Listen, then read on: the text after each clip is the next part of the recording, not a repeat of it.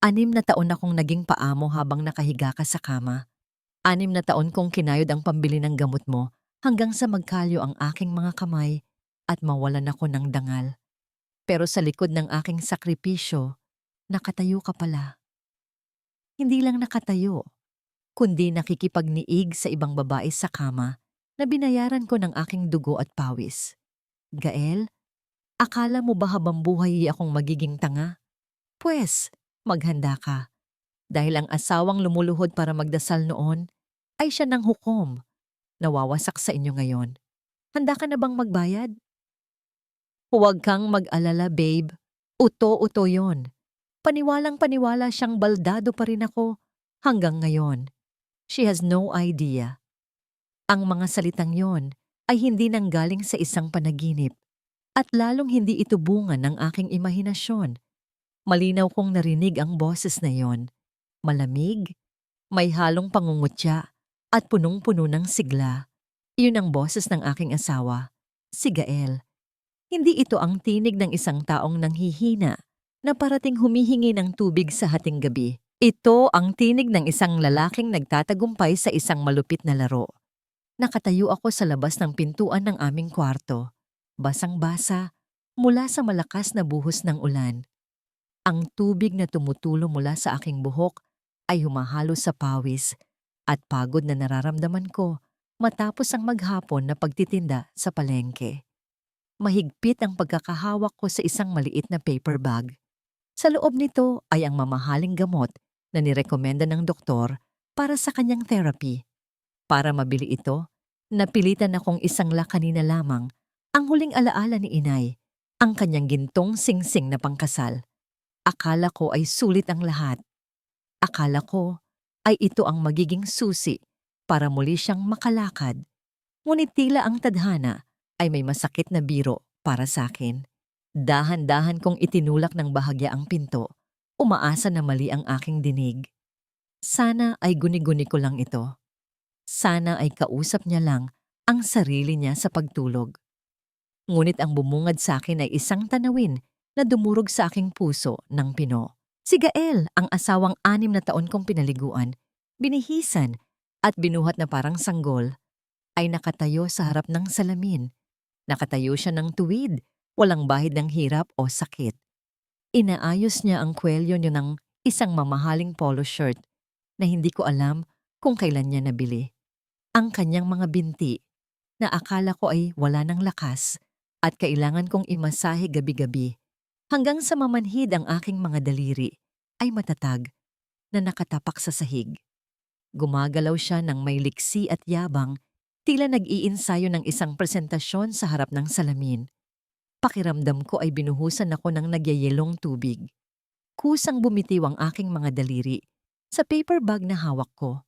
Dumulas ito at lumagpak sa sahig, ngunit tila wala akong narinig na anumang ingay. Ang tanging naririnig ko lamang ay ang pagkabasag ng aking mundo sa loob ng aking dibdib. Bakit? Ang tanong na yon ay umalingaw-ngaw sa bawat sulok ng aking isipan. Bumalik sa aking alaala ang bawat sandali ng nakalipas na 6 na taon. Naalala ko ang mga gabing hindi ako natutulog para bantayan ang kanyang paghinga. Naalala ko ang bigat ng kanyang katawan sa aking likuran tuwing kailangan ko siyang buhatin papunta sa banyo dahil ayaw niyang gumamit ng arinola.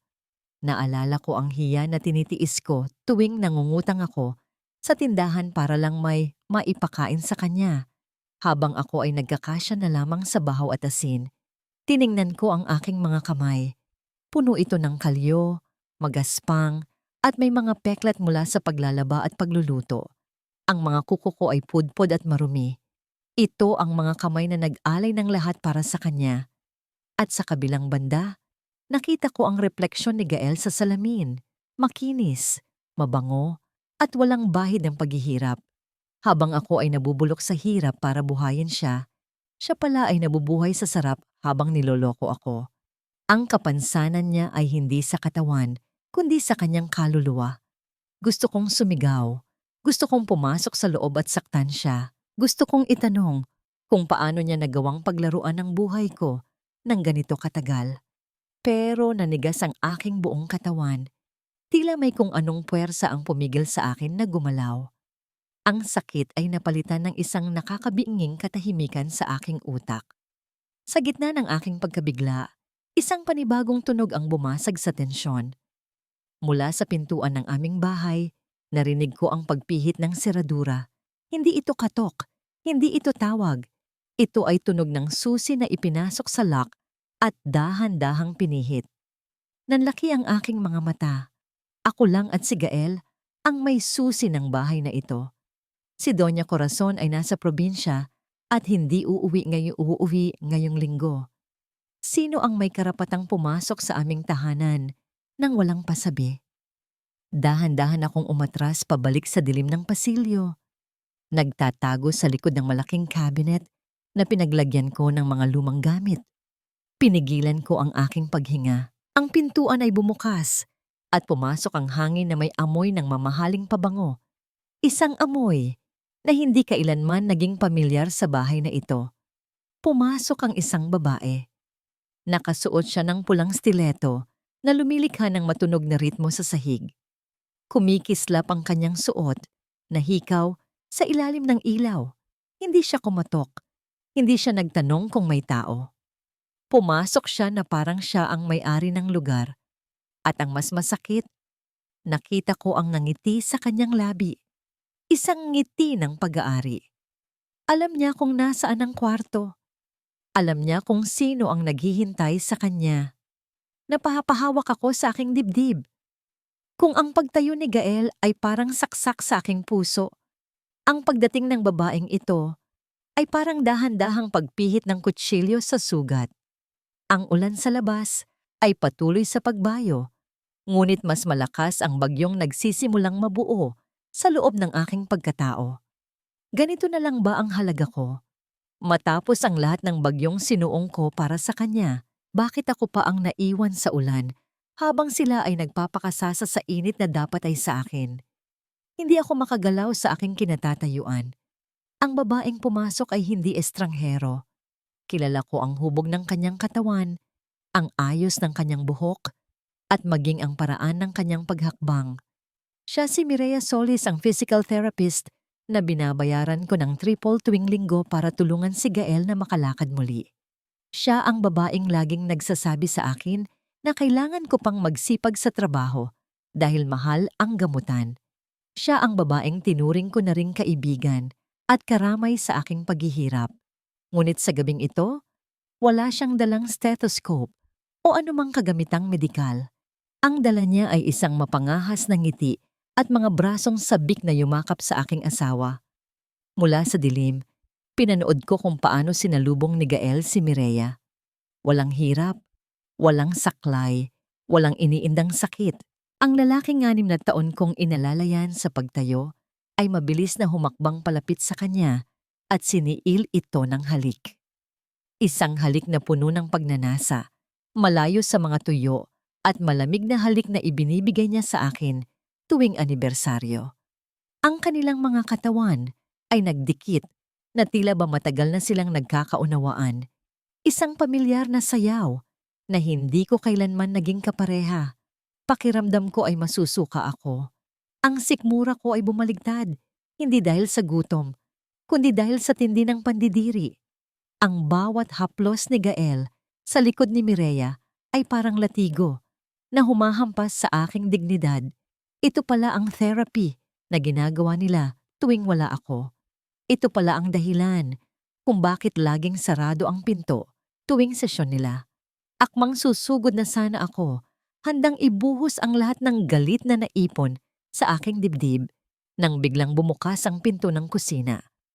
Ang liwanag mula sa loob ay tumama sa pasilyo at lumabas ang isang pamilyar na figura na may dalang tray ng pagkain. Si Doña Corazon, ang aking biyenan. Natigilan ako. Ang sabi niya sa akin kahapon ay uuwi siya sa probinsya para bisitahin ang puntod ng kanyang asawa. Ibinigay ko pa ang huli kong ipon para sa kanyang pamasahe. Pero heto siya ngayon, buhay na buhay, nakasuot ng apron at may dalang umuusok na kare-kare, ang paborito ni Gael. So tama na muna ang landian. Ang masayang sita ni Doña Corazon habang inilalapag ang pagkain sa mesa sa sala. Wala man lang bahid ng pagkagulat o galit sa kanyang mukha. Kumain muna kayo. Alam kong pagod ka, Mireya, sa biyahe. Napahawak ako sa aking bibig upang pigilan ang paghikbi. Alam niya. Alam ng sarili kong biyenan ang lahat. Hindi lang siya basta nanonood. Kinukonsinte niya ito. Siya pa ang nagluluto para sa kanila gamit ang mga sangkap na binili ko mula sa aking pagtitinda ng kakanin. Salamat, tita. Malamig na sagot ni Mireya habang umuupo sa sofa. Ipinapatong ang kanyang mga paa sa hita ni Gael. Ang tagal naman kasing umuwi ng katulong nyo. Gutom na kami. Ang tinutukoy niyang katulong ay ako. Ako na asawa. Ako na may-ari ng bahay na ito. Hayaan mo na yon, sagot ni Gael habang sinusubuan si Mireya. Kailangan niyang kumayod. Paano natin mababayaran ang mga luho natin kung titigil siya sa pagtatrabaho? Besides, she thinks I'm helpless. Mas lalo siyang nagsisipag kapag nakikita niyang nahihirapan ako. Nagtawanan silang tatlo. Ang halakhak nila ay parang mga basag na bubog na gumuguhit sa aking pandinig. Pinag-uusapan nila ako na parang isang gatasan, isang tanga na walang ibang silbi, kundi ang magbigay ng pera. Kailan ba niya pipirmahan ng papeles para sa pagbenta ng bahay? Tanong ni Mireya. Seryoso na ang muka. Gusto ko nang lumipat tayo sa kondo. Masyadong luma at amoy mahirap ang bahay na to. Sumagot si Doña Corazon habang nagsasalin ng juice. Malapit na, Hija. Sinabi ko na sa kanya na kailangan ng pera para sa surgery ni Gael sa Singapore. Umiiyak pa nga ang Gaga kanina. Konting pilit pa, bibigay din yun. Alam mo naman, uto-uto si Leandra pagdating sa asawa. Hindi ko na kinaya. Ang init na nararamdaman ko sa aking mukha ay humalo sa lamig ng aking pawis. Dahan-dahan, sa pinakaingat na paraan, ay umatras ako. Bawat hakbang palayo ay mabigat. Tila hinihila ako ng lupa pababa. Lumabas ako sa likurang pinto, patungo sa hardin, kung saan ang ulan ay bumubuhos pa rin ng walang awa. Pagkarating ko sa ilalim ng matandang puno ng mangga, ang puno na itinanim pa ng aking yumaong ama, doon ko inilabas ang lahat. Napaluhod ako sa putikan at sumuka. Iniluwa ng aking sikmura ang lahat ng pait, ang lahat ng disgusto. Nanginginig ang aking buong katawan habang hinahayaan kong basain ako ng ulan. Umaasang huhugasan nito ang dumi na naramdaman ko sa loob ng sarili kong pamamahay. Niyakap ko ang aking sarili. Ang lamig ay tumatagos hanggang buto pero mas masakit ang katotohanang walang ibang yayakap sa akin ngayon. Ako lang, mag-isa. Laban sa 3 taong pinagkatiwalaan ko ng buhay ko. Gusto kong tumakbo. Gusto kong maglayas at wag nang bumalik. Pero saan ako pupunta? Ito ang bahay ng mga magulang ko. Ito ang lupang kinalakihan ko. Kung aalis ako, ibibigay ko lang sa kanila ang gusto nila. Ibibigay ko lang sa kanila ang tagumpay, hindi. Pinunasan ko ang aking bibig gamit ang likod ng aking palad. Tumayo ako. Kahit nanginginig pa ang aking mga tuhod, tumingala ako sa langit na nagdidilim at sa gitna ng kulog at kidlat, nakaramdam ako ng pagbabago. Ang takot ay unti-unting napalitan ng isang malamig na determinasyon. Kung kaya nilang magpanggap, kaya ko rin. Kung kaya nilang magsuot ng maskara, magsusuot ako ng mas makapal. Naglakad ako pabalik sa harap ng bahay. Inayos ko ang aking basang buhok. Huminga ako ng malalim, pilit na pinapakalma ang nanginginig kong puso. Kinuha ko ang susi sa aking bulsa at sadyang iningayan ang pagpihit nito sa seradura ng main door. Ang tunog ng bakal ay umalingaw-ngaw sa buong kabahayan. Agad kong narinig ang kalabog sa loob. Ang mabilis na mga hakbang, ang pagkalansing ng mga plato, ang bulungan ng pagkataranta. Binigyan ko sila ng sapat na oras, 5 segundo, bago ko tuluyang binuksan ang pinto. Pagpasok ko, ang sala ay malinis na. Wala na ang mga plato ng kare-kare.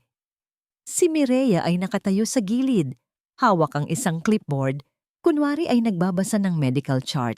Si Doña Corazon ay nasa kusina, naguhugas ng pinggan na tila walang nangyari. At si Gael ay nakahiga sa kama na nasa sala, na sadyang inilagay doon para hindi siya mahirapan. Nakataklob ng kumot hanggang leeg. Ang kanyang mukha ay puno ng pagod at sakit.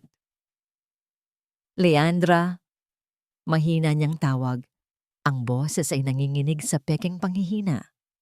Kanina pa kita hinihintay. Ang sakit ng mga binti ko.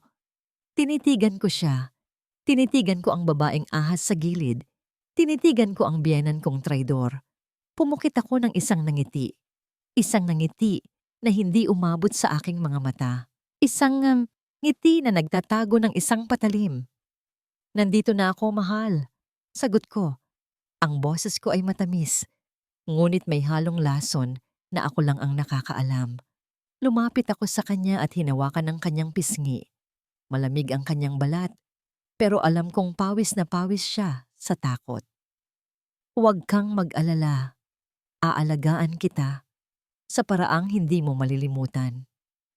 Ang sikat ng araw na tumagos sa aming bintana, kinabukasan ay tila ng aasar sa dilim na bumabalot sa aking puso. Bumangon ako ng maaga, gaya ng nakagawian, upang ipaghanda ng almusal ang aking baldado na asawa. Ngunit sa umagang ito, hindi pagmamahal ang aking inihalo sa kanyang lugaw, kundi ang pait ng aking pagkamuhi. Nakatayo ako sa harap ng kalan, pinapanood ang pagkulog ng mainit na kanin. Kinuha ko ang garapon ng asin. Dati, tinitimbang ko ang bawat butil para sa kanyang kalusugan. Ngayon, ibinuhos ko ang laman nito nang walang pag-aalinlangan. Kung ang alat ng aking mga luha ay hindi niya natikman sa loob ng 6 na taon, marahil ay matitikman niya ito ngayon sa kanyang pagkain.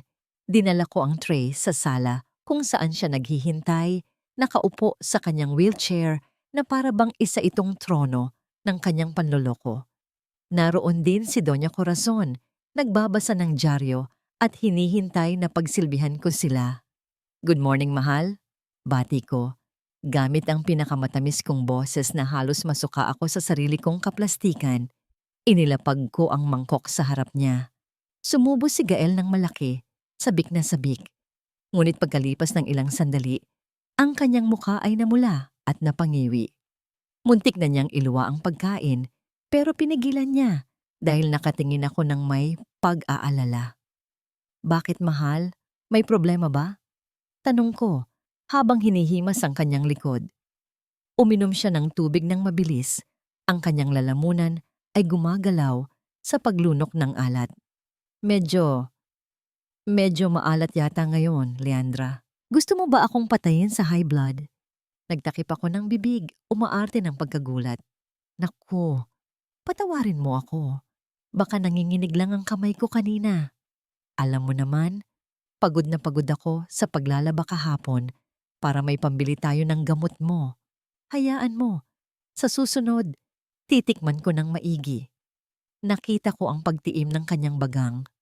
Gusto niyang magalit, pero hindi niya magawa dahil kailangan niyang panindigan ang papel ng isang asawang maunawain at kaawa-awa. Tinitigan siya ni Doña Corazon nang makahulugan, tila sinasabing magtiis na lang siya. Habang pinipilit niyang ubusin ang maalat na lugaw, sinimulan ko ang ikalawang yugto ng aking plano. Umupo ako sa paanan niya at inilabas ang bote ng efficacent oil. Oras na para sa kanyang massage. Alam mo, mahal, panimula ko habang ibinubuhos ang langis sa aking palad. Ang amoy ng menthol ay pumuno sa hangin. May nakausap akong manghuhula sa palengke kanina. Sabi niya, kaya daw hindi ka gumagaling ay dahil may masamang espiritu dito sa bahay. May mga anino daw na gumagala tuwing wala ako. Naramdaman ko ang pagtigil ng pagnguya ni Doña Corazon. Si Gael naman ay napahawak ng mahigpit sa armrest ng wheelchair. Anong klaseng kalokohan yan? Utal na tanong ni Gael. Hindi ko rin alam. Sagot ko habang sinisimulan kong hagudin ang kanyang binti. Kaya naisip ko, para sa kaligtasan natin, magpapakabit ako ng CCTV sa buong bahay, sa sala, sa kusina, at lalo na dito sa kwarto para makita ko kung ano ang nangyayari kapag wala ako. Ang katahimikan sa kwarto ay naging mabigat at nakakasakal. Nagkatinginan ang mag-ina. Ang takot ay gumuhit sa kanilang mga mata. Alam nilang ang CCTV ang wawasak sa kanilang palabas. "Huwag!" Biglang sigaw ni Doña Corazon. Nang mapansin niyang napalakas ang kanyang boses, agad siyang bumawi ng ngiti. "Ang ibig kong sabihin, dagdag gastos lang yan, Leandra. At saka, privacy natin to. Ayokong may nanonood sa akin habang nagpapahinga." "Oo nga," sang-ayon agad ni Gael. Halatang kinakabahan. "Sayang lang sa pera. Ibigay mo na lang sa akin pambili ng vitamins." Tumango ako ng dahan-dahan. Kunwari ay sumasang-ayon, pero sa loob-loob ko ay tumatawa ako sa kanilang reaksyon. Sa bagay, pero pag-iisipan ko pa rin, para sa'yo naman ito. Ibinaba ko ang aking tingin sa kanyang mga binti. Hinawakan ko ang kanyang binti, ang kalamnan na dapat ay malambot at walang buhay dahil sa 6 na taong hindi paglalakad. Pero sa ilalim ng aking mga daliri, naramdaman ko ang katigasan nito. Ito ay binti ng isang taong naglalakad, tumatakbo, at sumasayaw. Dahan-dahan kong inilipat ang aking hinlalaki sa isang particular na pressure point sa kanyang talampakan, isang lugar na alam kong masakit kapag diniinan. Kung totoong baldado siya at walang pakiramdam, hindi siya dapat magre-react. Diniinan ko ito. Madiin. Mas madiin pa. Nakita ko ang biglaang paghawak ni Gael sa gilid ng wheelchair. Ang kanyang mga ugat sa leeg ay lumabas. Namuo ang pawis sa kanyang noo at namutla ang kanyang labi sa pagpipigil ng sang sigaw. Ang sakit ay totoo, pero kailangan niyang lunukin ito dahil ang pag-inda ay pag-amin na nagsisinungaling siya. "Masarap ba, mahal?" Malambing kong tanong. Habang mas lalo kong idinidiin ang aking daliri sa kanyang ugat. Sabi ng therapist, kailangan ng madiin na masahe para dumaloy ang dugo. "Oo," sagot niya. Ang boses ay parang nasasakal. Masarap. Pero tama na siguro. Pagod na ako." Binitiwan ko siya. Nakita ko ang paghinga niya ng maluwag, tila isang taong nakaligtas sa pagkalunod. Ang kasiyahan na naramdaman ko sa kanyang paghihirap ay nakakatakot. Pero ito rin ang nagbibigay sa akin ng lakas. "Sige, magpahinga ka na," sabi ko habang tumatayo. "Maglilinis muna ako ng banyo. Barado na naman ang flush." Pumasok ako sa banyo, ang lugar na naging saksi sa aking mga iyak at pagod. Isinuot ko ang guwantes na guma. Si Gael ay tamad. At alam kong may mga tinatago siyang sekreto sa mga lugar na akala niya ay hindi ko gagalawin dahil sa pandidiri. Pero nakalimutan niya, ako ang naglilinis ng dumi niya sa loob ng 6 na taon. Wala nang bagay na nakakadiri para sa akin. Binuksan ko ang tangke ng tubig ng inidoro. Ang malamig na tubig ay payapang nakaimbak doon. Ngunit sa gilid, nakadikit gamit ang waterproof tape, ay isang maliit na bagay na nakabalot sa plastic. Bumilis ang tibok ng aking puso. Dahan-dahan kong inalis ang tape at kinuha ang bagay. Isang lumang cellphone. Ito ang teleponong ginagamit niya para makipag-usap sa labas nang hindi ko nalalaman. Nanginginig ang aking mga kamay habang binubuksan ko ito. Walang password. Masyado siyang kampante na hindi ko ito mahahanap. Bumungad sa akin ang inbox. Puno ito ng mga mensahe mula kay Nurse M, Mireya, at Mama. Ngunit isang mensahe ang umagaw ng aking atensyon. Isang mensahe na ipinadala ni Gael kagabi, matapos ang kanilang masayang hapunan habang ako ay nasa labas at nagpapaulan. Ang nakasulat ay simple, pero sapat na para patigilin ang pagtibok ng aking puso at palitan ito ng yelo. "Konting tiis na lang, babe.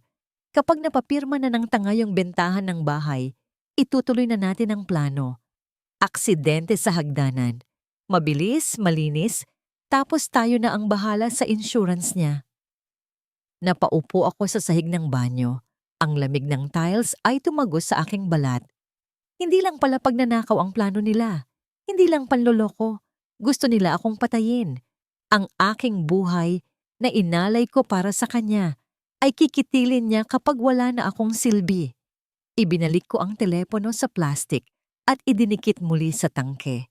Tumayo ako at tumingin sa salamin. Ang babaeng nakatingin pabalik sa akin ay hindi na ang dating Leandra na iyakin. Ang mga mata niya ay tuyo, matalim, at handa nang pumatay bago siya maunahan. Lumabas ako ng banyo. Nakita ko si Gael na nanonood ng TV, tumatawa sa isang palabas. Humanda ka, Gael, dahil ang aksidente na pinaplano mo ay baka mangyari sa taong hindi mo inaasahan.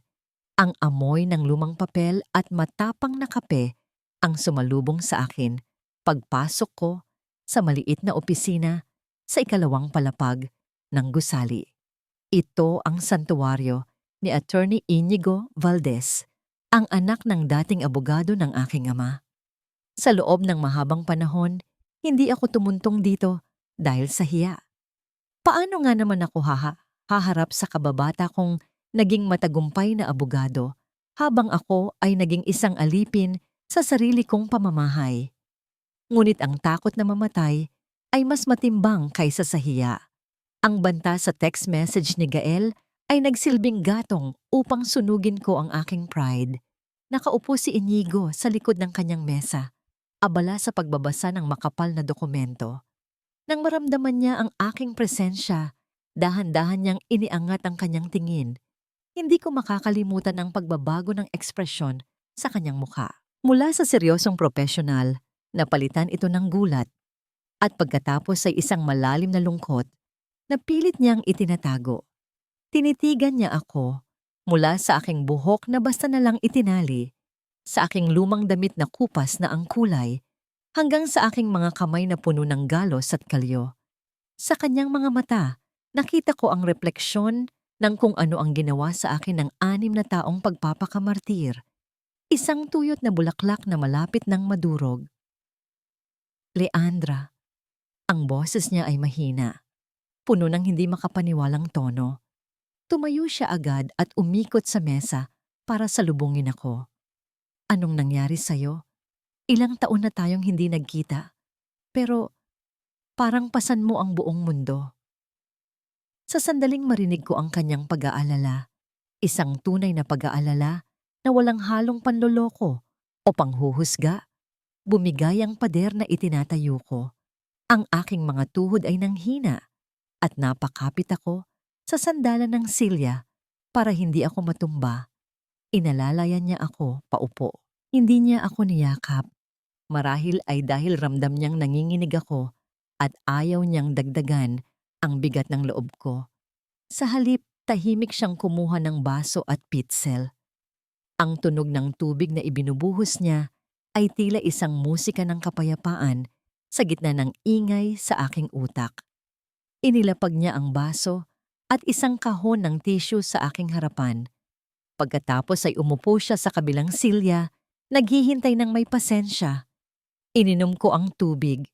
Malamig ito at tila hinugasan nito ang bara sa aking lalamunan. Pagkatapos, sinimulan kong ikwento ang lahat. Sinabi ko sa kanya ang tungkol sa pagtayo ni Gael, ang relasyon nila ni Mireya, ang pagkonsinti ni Doña Corazon, at ang huli, ang mensahe sa cellphone tungkol sa aksidente na plano nila para sa akin. Habang nagkukwento ako, ang aking mga luha ay patuloy sa pag-agos, ngunit ang boses ko ay hindi na nanginginig. Ito ay boses ng isang taong pagod na pagod na. Nang matapos ako, nanatiling tahimik si Inigo ng ilang sandali. Ang kanyang panga ay gumagalaw, tanda ng pagpipigil ng galit. Ang kanyang mga kamao ay nakakuyom sa ibabaw ng mesa. Ang mga buko ng daliri ay namumuti. Hayop, bulong niya sa hangin. Tumingin siya sa akin ng diretso. Leandra, makinig ka sa akin. Pwede tayong pumunta sa pulis ngayon din. Pwede nating ipablotter ang banta sa buhay mo. Umiling ako. Hindi sapat yon, Inigo. Kung magsusumbong lang ako, sasabihin lang nilang baliw ako o paranoid. Wala akong matibay na ebidensya maliban sa nakita ng mga mata ko. At ang text message, pwede nilang itanggi na sa kanila yon. Gusto kong bawiin ang lahat. Inigo, pagpapatuloy ko, ang aking mga mata ay nakapako sa kanyang mga mata. Humuhugot niyang lakas mula sa kanyang katatagan. Ang bahay, ang pera, at higit sa lahat, ang dangal ko. Gusto kong maramdaman nila ang hiya na ipinaramdam nila sa akin. Gusto kong makita silang bumagsak sa harap ng lahat at ng taong niloko nila. Kung magsusumbong lang ako ngayon, makakalaya sila gamit ang piyansa. Gusto ko ng hustisyang panghabang buhay. Huminga ng malalim si Inigo at sumandal sa kanyang upuan. Ang galit sa kanyang mukha ay unti-unting napalitan ng isang malamig at kalkuladong ekspresyon. Ang mukha ng isang abogadong handang sumabak sa digmaan. Tumango siya, tila nauunawaan ng apoy na nagliliyab sa aking kalooban. Tama ka, pagsang-ayon niya. To win against manipulators, you cannot just be a victim. You have to be a hunter.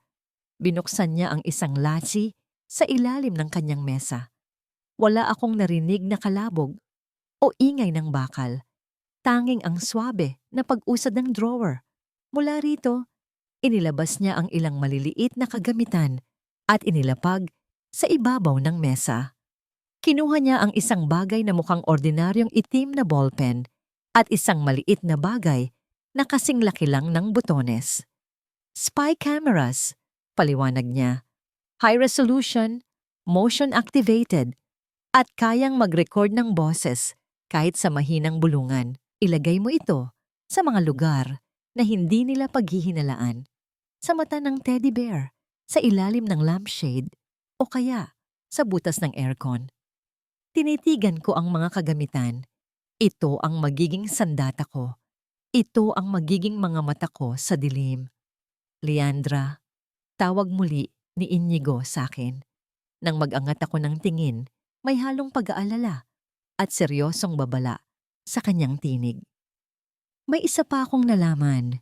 Bago ka dumating, nag-background check ako kay Gael dahil nabalitaan ko sa mga kapitbahay niyo na gumagaling na raw siya.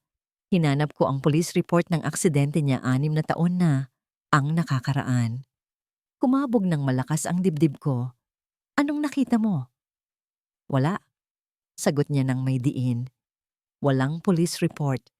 Walang record ng car accident sa date na sinabi niya. Ang tanging record na nakita ko sa pangalan niya noong panahong iyon ay isang blotter sa barangay. Reklamo ng pananakit at utang mula sa isang loan shark. Napahawak ako sa bibig ko. Ibig sabihin, ang aksidente, ang pagka-paralyze niya. Ang lahat ng simula ng kalbaryo ko ay planado na noon pa man. Hindi dahil sa tadhana, kundi dahil sa pagtatago niya sa mga pinagkakautangan niya. Ginamit niya ang awa ko bilang taguan. Mag-ingat ka, Leandra, habilin ni Inigo habang iniaabot sa akin ang paper bag na naglalaman ng mga kamera. Hindi lang sila manloloko, desperado sila. Umalis ako sa opisina ni Inigo na may bitbit na bagong pag-asa at takot. Ang ulan ay tumila na, ngunit ang langit ay nananatiling kulay abo. Pag-uwi ko sa aming bahay, ang katahimikan ang sumalubong sa akin. Walang tao sa sala. Ang pinto ng kwarto ni Gael ay nakasarado. Dahan-dahan akong naglakad patungo sa aming master bedroom, ang kwartong bihirang pasukin ng ibang tao maliban sa akin. Ngunit pagpihit ko ng pinto, bumungad sa akin ang isang tanawin na nagpainit ng aking ulo. Ang aking mga damit ay nakakalat sa sahig. Ang mga kahon ng aking mga lumang gamit ay nakataob. Ang mga drawer ng aking tokador ay nakabukas lahat para itong dinaanan ng bagyo.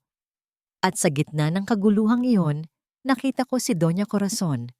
Nakatalikod siya sa akin, nakaluhod sa harap ng aking cabinet, at mabilis na nagbubuklat ng mga envelope na nakatago sa ilalim ng aking mga lipad na punda.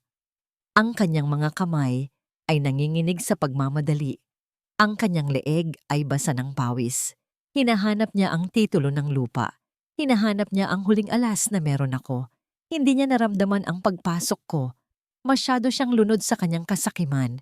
Pinanood ko siya ng ilang sandali. Ang babaeng tinawag kong nanay, ang babaeng pinagsilbihan ko, ay nagnanakaw sa akin sa sarili kong pamamahay habang ako ay wala. Huminga ako ng malalim para pakalmahin ang nanginginig kong kalamnan. Hindi ngayon ang oras ng pagsabog. Kailangan kong magpanggap na wala akong alam. Kailangan kong maging tanga sa huling pagkakataon. Umatras ako palabas ng kwarto at sadyang inilakas ang aking pagtapak sa sahig na kahoy. Ang tunog ng aking yapak ay nagsilbing babala. Mula sa loob, narinig ko ang pagkataranta, ang mabilis na pagsara ng mga drawer, ang pagtutupi ng mga damit, ang paghiga ng isang matandang katawan sa aking kama. Binuksan ko muli ang pinto, kunwari ay kararating ko lang. Ma, tawag ko. Ang boses ko ay puno ng pagtataka. Nakita ko si Doña Corazon na nakahiga sa aking kama, yakap ang isang unan, humihingal. Tumingin siya sa akin. Ang kanyang mga mata ay nanlalaki sa gulat. Ngunit mabilis itong napalitan ng isang maputlang ekspresyon ng pag-arte. Humawak siya sa kanyang dibdib at umingit ng mahina, tila ba hirap na hirap sa paghinga. Leandra, ang tinig niya ay garalgal, pilit na ginagaya ang boses ng isang matandang nanghihina. Salamat sa Diyos at dumating ka na. Ang sama ng pakiramdam ko. Parang umiikot ang paningin ko. Hinahanap ko sana yung efficacent oil mo sa cabinet. Kaso nawalan ako ng balanse at nahila ko ang mga kahon. Pasensya na, Hija. Ang gulo tuloy. Tinitigan ko siya ng mataman. Ang efficacent oil ay nasa mesa sa sala, katabi ng remote ng TV kung saan siya nakaupo kanina. Alam niya iyon. Alam kong alam niya yon. Ang ginawa niyang paghalughog sa aking mga gamit ay hindi aksidente ng isang nahihilo, kundi sadya ng isang magnanakaw. Ang mga sobre ay nakabukas. Ang mga dokumento ay nakakalat. Hindi gamot ang hinahanap niya, kundi ang titulo ng lupa, ang nag-iisang bagay na pumipigil sa kanila na palayasin ako ng tuluyan. Ngunit hindi ako kumibo. Hindi ko siya sinumbatan. Sa halip, lumapit ako at inalalayan siyang bumangon, kahit na ang bawat hibla ng aking kalamnan ay gustong itulak siya palayo. Naku ma, dapat tinawagan niyo ako. Sagot ko. Ang boses ko ay puno ng pekeng pag-aalala. Huwag na po kayong magkikilos, delikado sa high blood niyo. Inakay ko siya palabas ng aking kwarto. Habang naglalakad kami sa pasilyo, naramdaman ko ang bigat ng kanyang katawan sa aking balikat. Dati, ang bigat na ito ay tinuring kong responsibilidad at pagmamahal. Ngayon, para itong bigat ng isang ahas na nakapulupot sa aking leeg, hinihintay lang ang tamang pagkakataon para manuklaw. Ihinatid ko siya sa kanyang kwarto. Pagkahiga niya, agad siyang nagtalukbong ng kumot. Iniiwasan ng aking tingin. Hindi dahil sa hiya, kundi dahil sa inis na wala siyang nahanap. Bumalik ako sa aking silid. Isinara ko ang pinto at inilak ito. Sumandal ako sa likod ng pintuan at pinagmasdan ang aking santuaryo na nilapastangan. Ang mga damit ko ay nasa sahig. Ang mga personal kong gamit ay nakataob. Pakiramdam ko ay hinalay ang aking pribadong espasyo. Wala na akong ligtas na lugar sa bahay na ito. Lumapit ako sa nagkalat na mga papel. Nakita ko ang isang lumang litrato namin ni Gael noong kasal. Basag ang frame dahil sa pagkahulog. Pinulot ko ito. Sa litrato, nakangiti ako ng totoo, habang si Gael ay nakatingin sa malayo. Noon pa man pala, wala na siya sa akin. Dahan-dahan kong inilabas mula sa aking bag ang mga spy camera na ibinigay ni Inigo. Kung gusto nilang halughugin ang buhay ko, pues, Hahayaan ko silang ipakita ang tunay nilang kulay. Ikinabit ko ang unang kamera sa mata ng teddy bear na nakaupo sa ibabaw ng cabinet, saksi sa ginawa ni Doña Corazon. Ang pangalawa ay inilagay ko sa ilalim ng lampshade sa aking bedside table. Ngayon, handa na ang entablado. Habang inaayos ko ang mga kalat, napansin ko ang isang bagay sa sahig, malapit sa pintuan. Isa itong maliit na panyo na hindi akin. Kay Doña Corazon ito. Pinulot ko ito at napansin ang mantsa ng lipstick sa gilid. Kulay pula. Natigilan ako. Si Doña Corazon ay hindi nagli-lipstick ng pula. Si Mireya ang gumagamit ng ganitong kulay. Ang ibig sabihin, hindi lang si Doña Corazon ang pumasok dito. Kasama niya si Mireya. Pinagtulungan nilang kalkalin ang kwarto ko. Pinagtatawanan nila siguro ang mga luma kong damit. Habang hinahanap ang titulo, hinawakan ko ng mahigpit ang panyo hanggang sa mamuti ang aking mga kamao. Ang galit ay hindi na apoy na tumutupok sa akin. Ito ay naging yelo na nagpapatigas sa aking puso. Inihagis ko ang panyo sa basurahan. Tumingin ako sa kamera na nakatago sa teddy bear. Ang pulang ilaw nito ay kumurap. Isang mata na hindi pipikit. Isang saksi na hindi magsisinungaling. Nagsisimula pa lang ang palabas at sa pagkakataong ito, ako na ang direktor. Linggo ng umaga. Ang simoy ng hangin ay may dalang pangako ng kapayapaan. Ngunit sa loob ng aking dibdib, isang digmaan ang kasalukuyang nagbabadya. Nagpaalam ako, kina Gael at Doña Corazon na magsisimba ako sa Quiapo para ipagdasal ang milagrong paggaling ng aking asawa. Nakita ko ang kislap ng tuwa sa kanilang mga mata, isang lihim na pagdiriwang dahil mawawala ang gwardya sa loob ng ilang oras. Hindi nila alam, ang milagrong hinihingi ko ay hindi ang paglakad ni Gael, kundi ang lakas ng loob na wasakin sila. Pagkalabas ko ng gate, hindi ako tumuloy sa simbahan. Nagtungo ako sa isang maliit na internet cafe sa kabilang kanto. Pumasok sa isang pribadong cubicle at isinuot ang aking earphones. Binuksan ko ang application sa aking telepono na konektado sa mga kamera na ikinabit ko kahapon. Ang screen ay nagliwanag at bumungad sa akin ang sala ng aking sariling tahanan. 5 minuto pa lamang ang nakakalipas mula nang umalis ako, ngunit ang nakita ko ay sapat na upang patigilin ang paghinga ko. Sa screen, nakita ko si Gael, ang asawang iniwan kong nakaupo sa wheelchair na may sakit sa likod ay biglang tumayo. Hindi lang siya basta tumayo, nag-inat siya ng katawan, itinaas ang mga kamay sa ere at sumipa-sipa sa hangin na tila isang boksingero na nag-iinsayo. Walang bakas ng sakit, walang bakas ng hirap. Sinipa niya ang wheelchair palayo. Ang gulong nito ay umikot ng mabilis. Bago bumangga sa dingding, lumikha ng isang imahe ng paglaya mula sa isang kulungan na siya rin naman ang gumawa. Finally! Sigaw niya, at bagaman mahina ang audio, dinig na dinig ko ang ginhawa sa kanyang boses. Umalis din ang wisit na, yun. Akala ko, hindi na matatapos ang drama niya. Naramdaman ko ang pag-iinit ng sulok ng aking mga mata. Ang drama na tinutukoy niya ay ang pag-aalaga ko sa kanya. Ang pagpunas ko sa pawis niya, ang pagpapakain ko sa kanya. Para sa kanya, ang aking pagmamahal ay isang nakakainis na palabas lamang. Maya-maya pa, bumukas ang pinto. Pumasok si Mireya. Sa pagkakataong ito, wala siyang dalang pagkain o gamit. Dala niya ay ang kanyang sarili at ang kanyang kahalayan.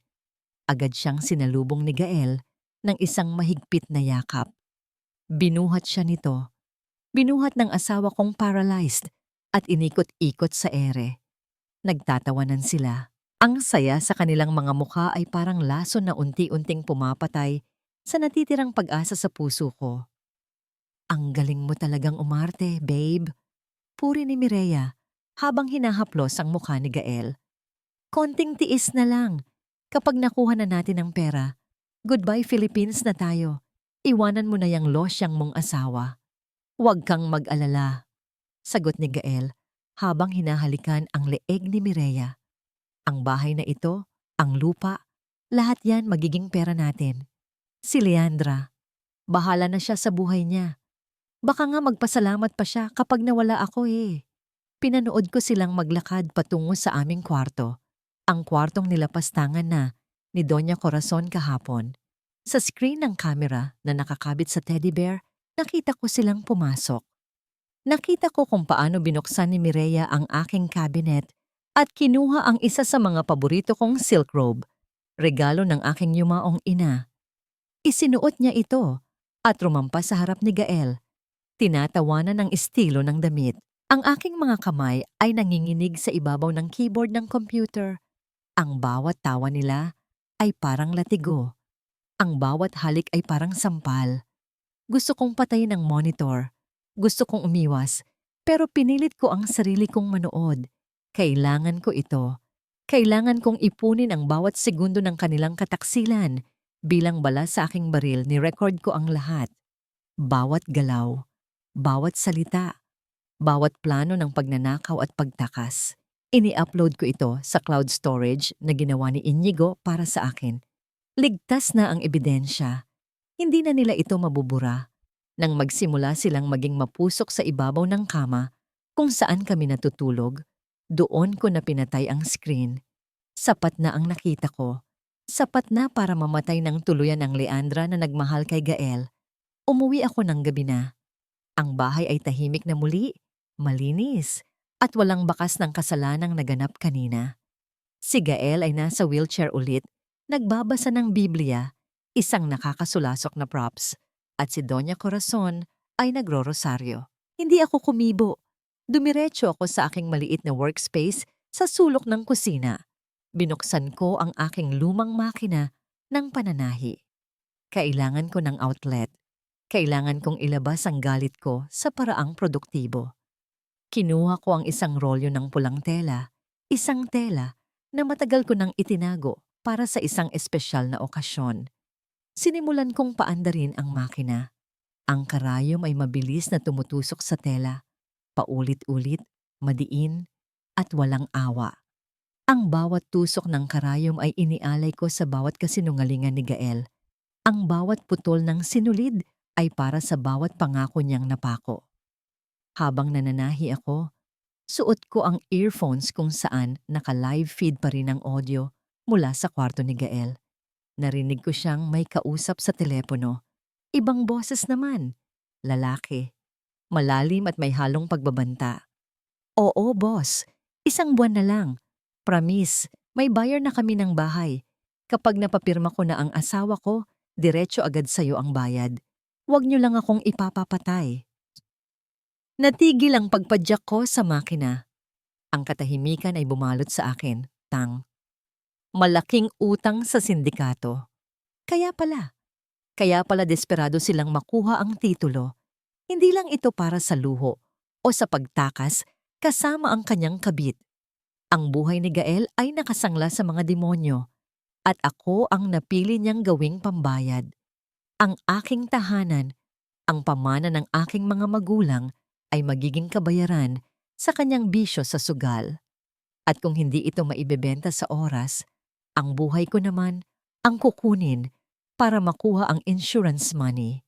Naramdaman ko ang panlalamig ng aking buong katawan, mas malamig pa kaysa sa hanging gabi na pumapasok sa bintana. Ang lalaking ito ay hindi lang manloloko, siya ay isang halimaw na walang kaluluwa. Handa niyang ipakain ako sa mga lobo para lang mailigtas ang sarili niyang balat. Dahan-dahan kong inalis ang aking paa sa pedal ng makina. Ang tunog ng karayom na tumutusok sa tela ay huminto. Ngunit ang tibok ng aking puso ay bumibilis na parang tambol ng digmaan. Tinitigan ko ang pulang tela sa aking harapan. Kanina, ito ay tela lamang para sa isang simpleng bestida. Ngayon, sa ilalim ng madilim na ilaw ng lampara, nagmukha itong dugo. Dugo ng aking mga sakripisyo. Dugo ng aking inosenteng pag-ibig na pinatay nila ng walang awa. Huminga ako ng malalim. Pilit na pinapakalma ang nanginginig kong mga daliri. Hindi ako pwedeng magpadala sa takot. Kung natatakot si Gael sa mga pinagkakautangan niya, mas dapat siyang matakot sa akin. Dahil ang sindikato ay kayang pumatay ng katawan. Pero ako ang papatay sa kanyang pag-asa. Ipinagpatuloy ko ang pagtahi. Bawat tahi ay mas madiin, mas pulido, mas matibay. Ang bestidang ito ay hindi susuotin para magpaganda. Ito ang aking magiging baluti. Ito ang isusuot ko sa araw ng kanyang pagbagsak.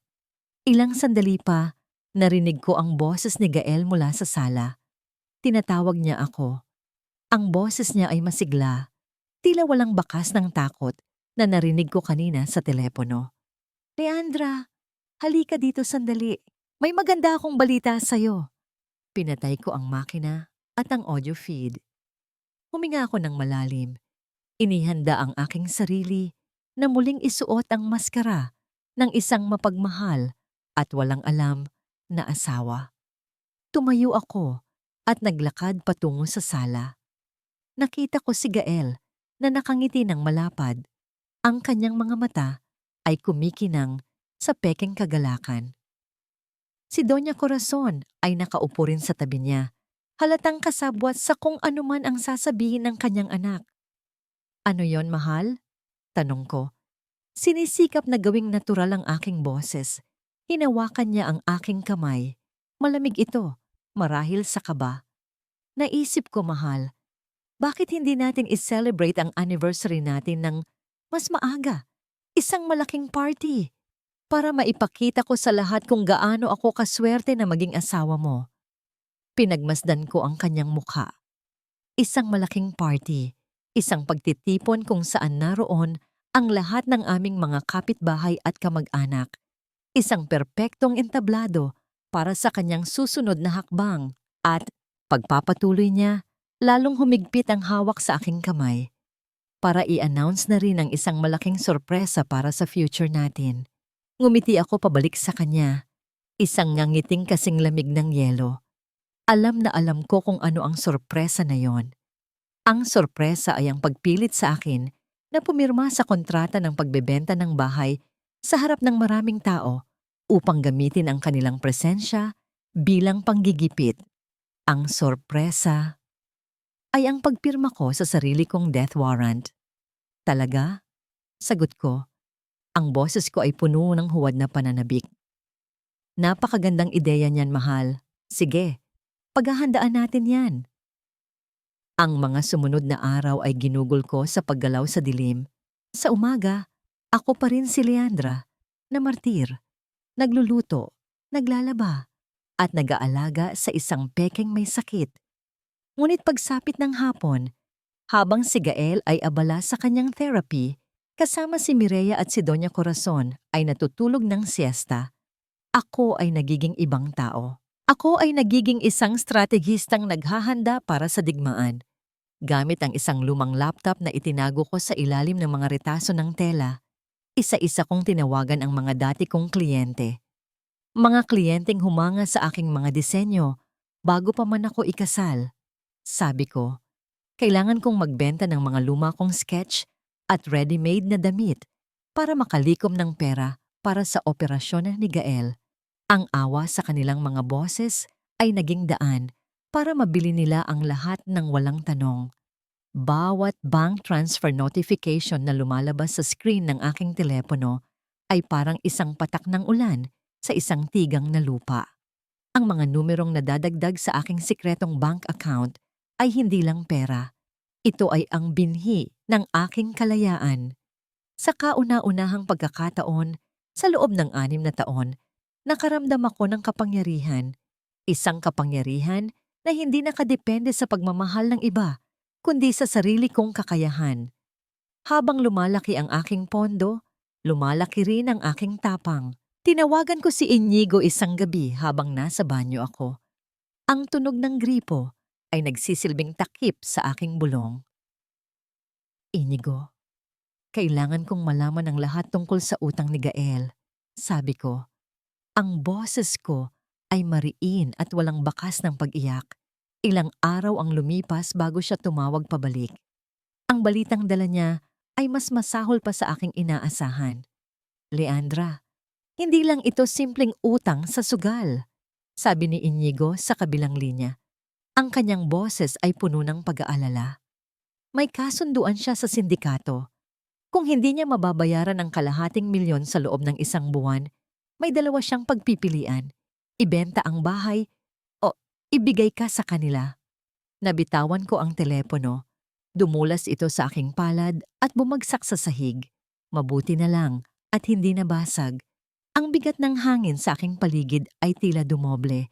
Hindi ko maintindihan ang salitang ibigay. Anong ibig mong sabihin sa ibigay ako? Tanong ko. Pinipilit na buuin ang mga salita kahit na ang aking lalamunan ay tuyong-tuyo. Narinig ko ang pagbuntong hininga ni Inigo. Ibebenta ka niya, Leandra.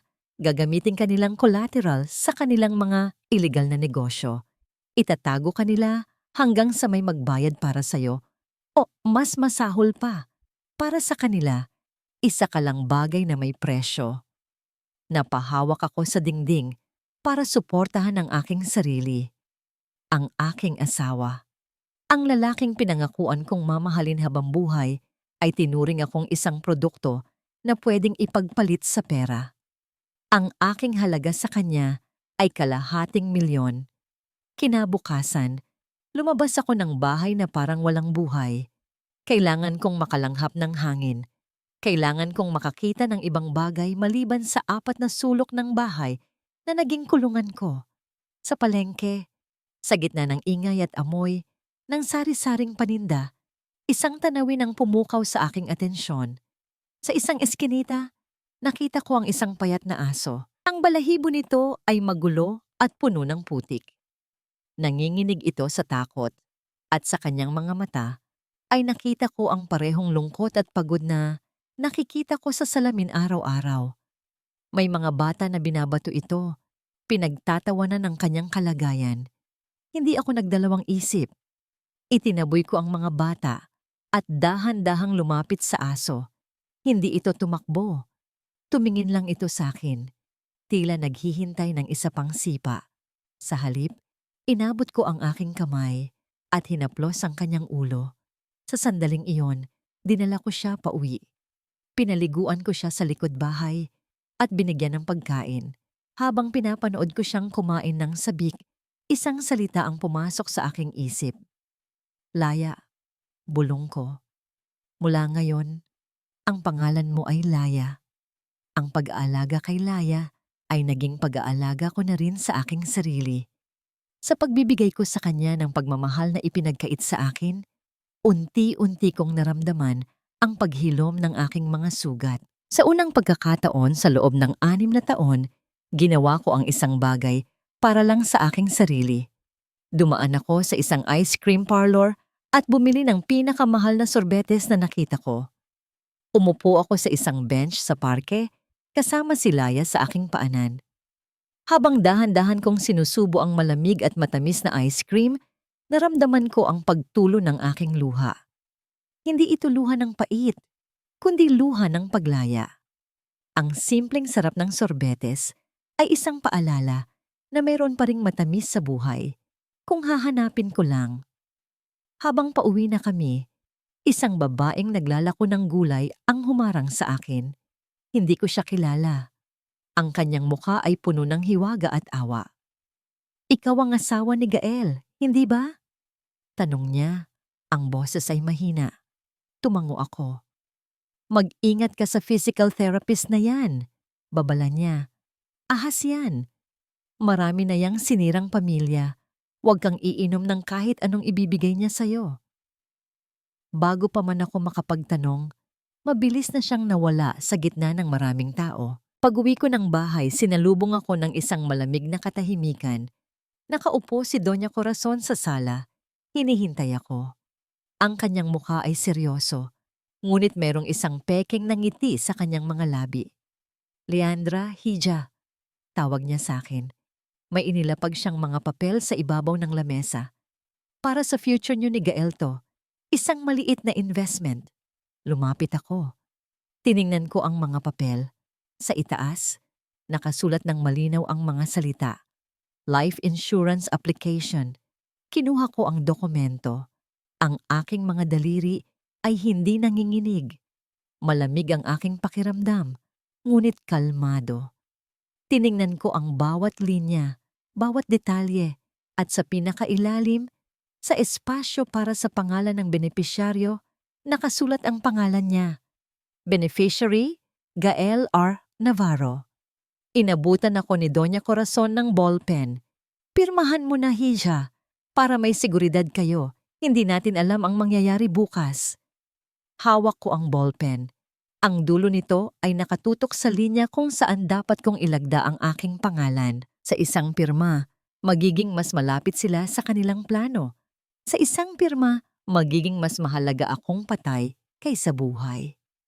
Tumingin ako kay Doña Corazon. Ngumiti siya sa akin. Isang ngiti na hindi umaabot sa kanyang mga mata.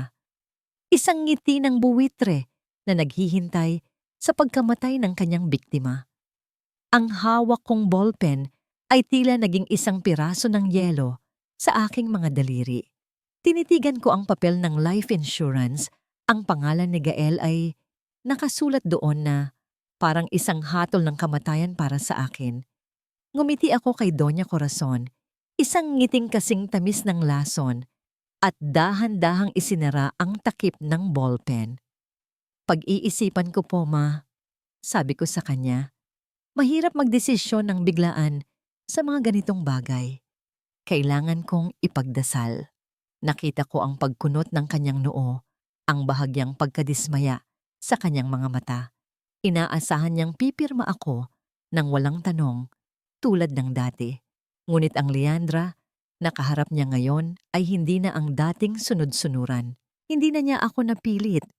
Kinabukasan, sinimulan nila ang mas marahas na yugto ng kanilang plano. Nasa kusina ako, naghihiwa ng sibuyas nang marinig ko ang isang malakas na kalabog mula sa sala. Kasunod nito ay ang matinis na sigaw ni Doña Corazon. Agad akong tumakbo palabas. Ang bumungad sa akin ay si Gael. Nakahandusay sa sahig, nangingisay. Ang kanyang mga mata ay nakapikit. Ang kanyang bibig ay may bula. At ang kanyang buong katawan ay nanginginig ng malakas. Ang wheelchair niya ay nakataob sa gilid. Gael! Sigaw ni Doña Corazon. Lumuluha habang niyuyugyog ang kanyang anak. Diyos ko, Leandra, tulungan mo ako. Inaatake ang asawa mo. Sa isang iglap, gusto kong tumawa. Isang tawang mapait at puno ng pang-uyam. Ang pag-arte nila ay pang Best Actor at Best Supporting Actress. Alam ko ang itsura ng isang tunay na seizure. Inalagaan ko ang lola ko noon. Ang panginginig ni Gael ay masyadong planado. Ang bula sa kanyang bibig ay halatang laway lang na pilit niyang pinarami. At ang pinakamalaking pagkakamali niya, habang nangingisay, ang isang kamay niya ay mahigpit na nakakapit sa paa ng mesa, tila naghahanap ng suporta. Ang isang taong tunay na inaatake ay walang kontrol sa kanyang katawan. Ngunit kailangan kong umarte. Kailangan kong sakyan ang kanilang palabas. Diyos ko po. Sigaw ko. Pilit na ginagawang nanginginig ang aking boses. Lumuhod ako sa tabi niya at kunwari chinek ang kanyang pulso. Tumawag kayo ng ambulansya, Ma. Walang-wala na tayong pera, Leandra. Humagulgol si Doña Corazon. At ngayon, ako naman ang kanyang binalingan.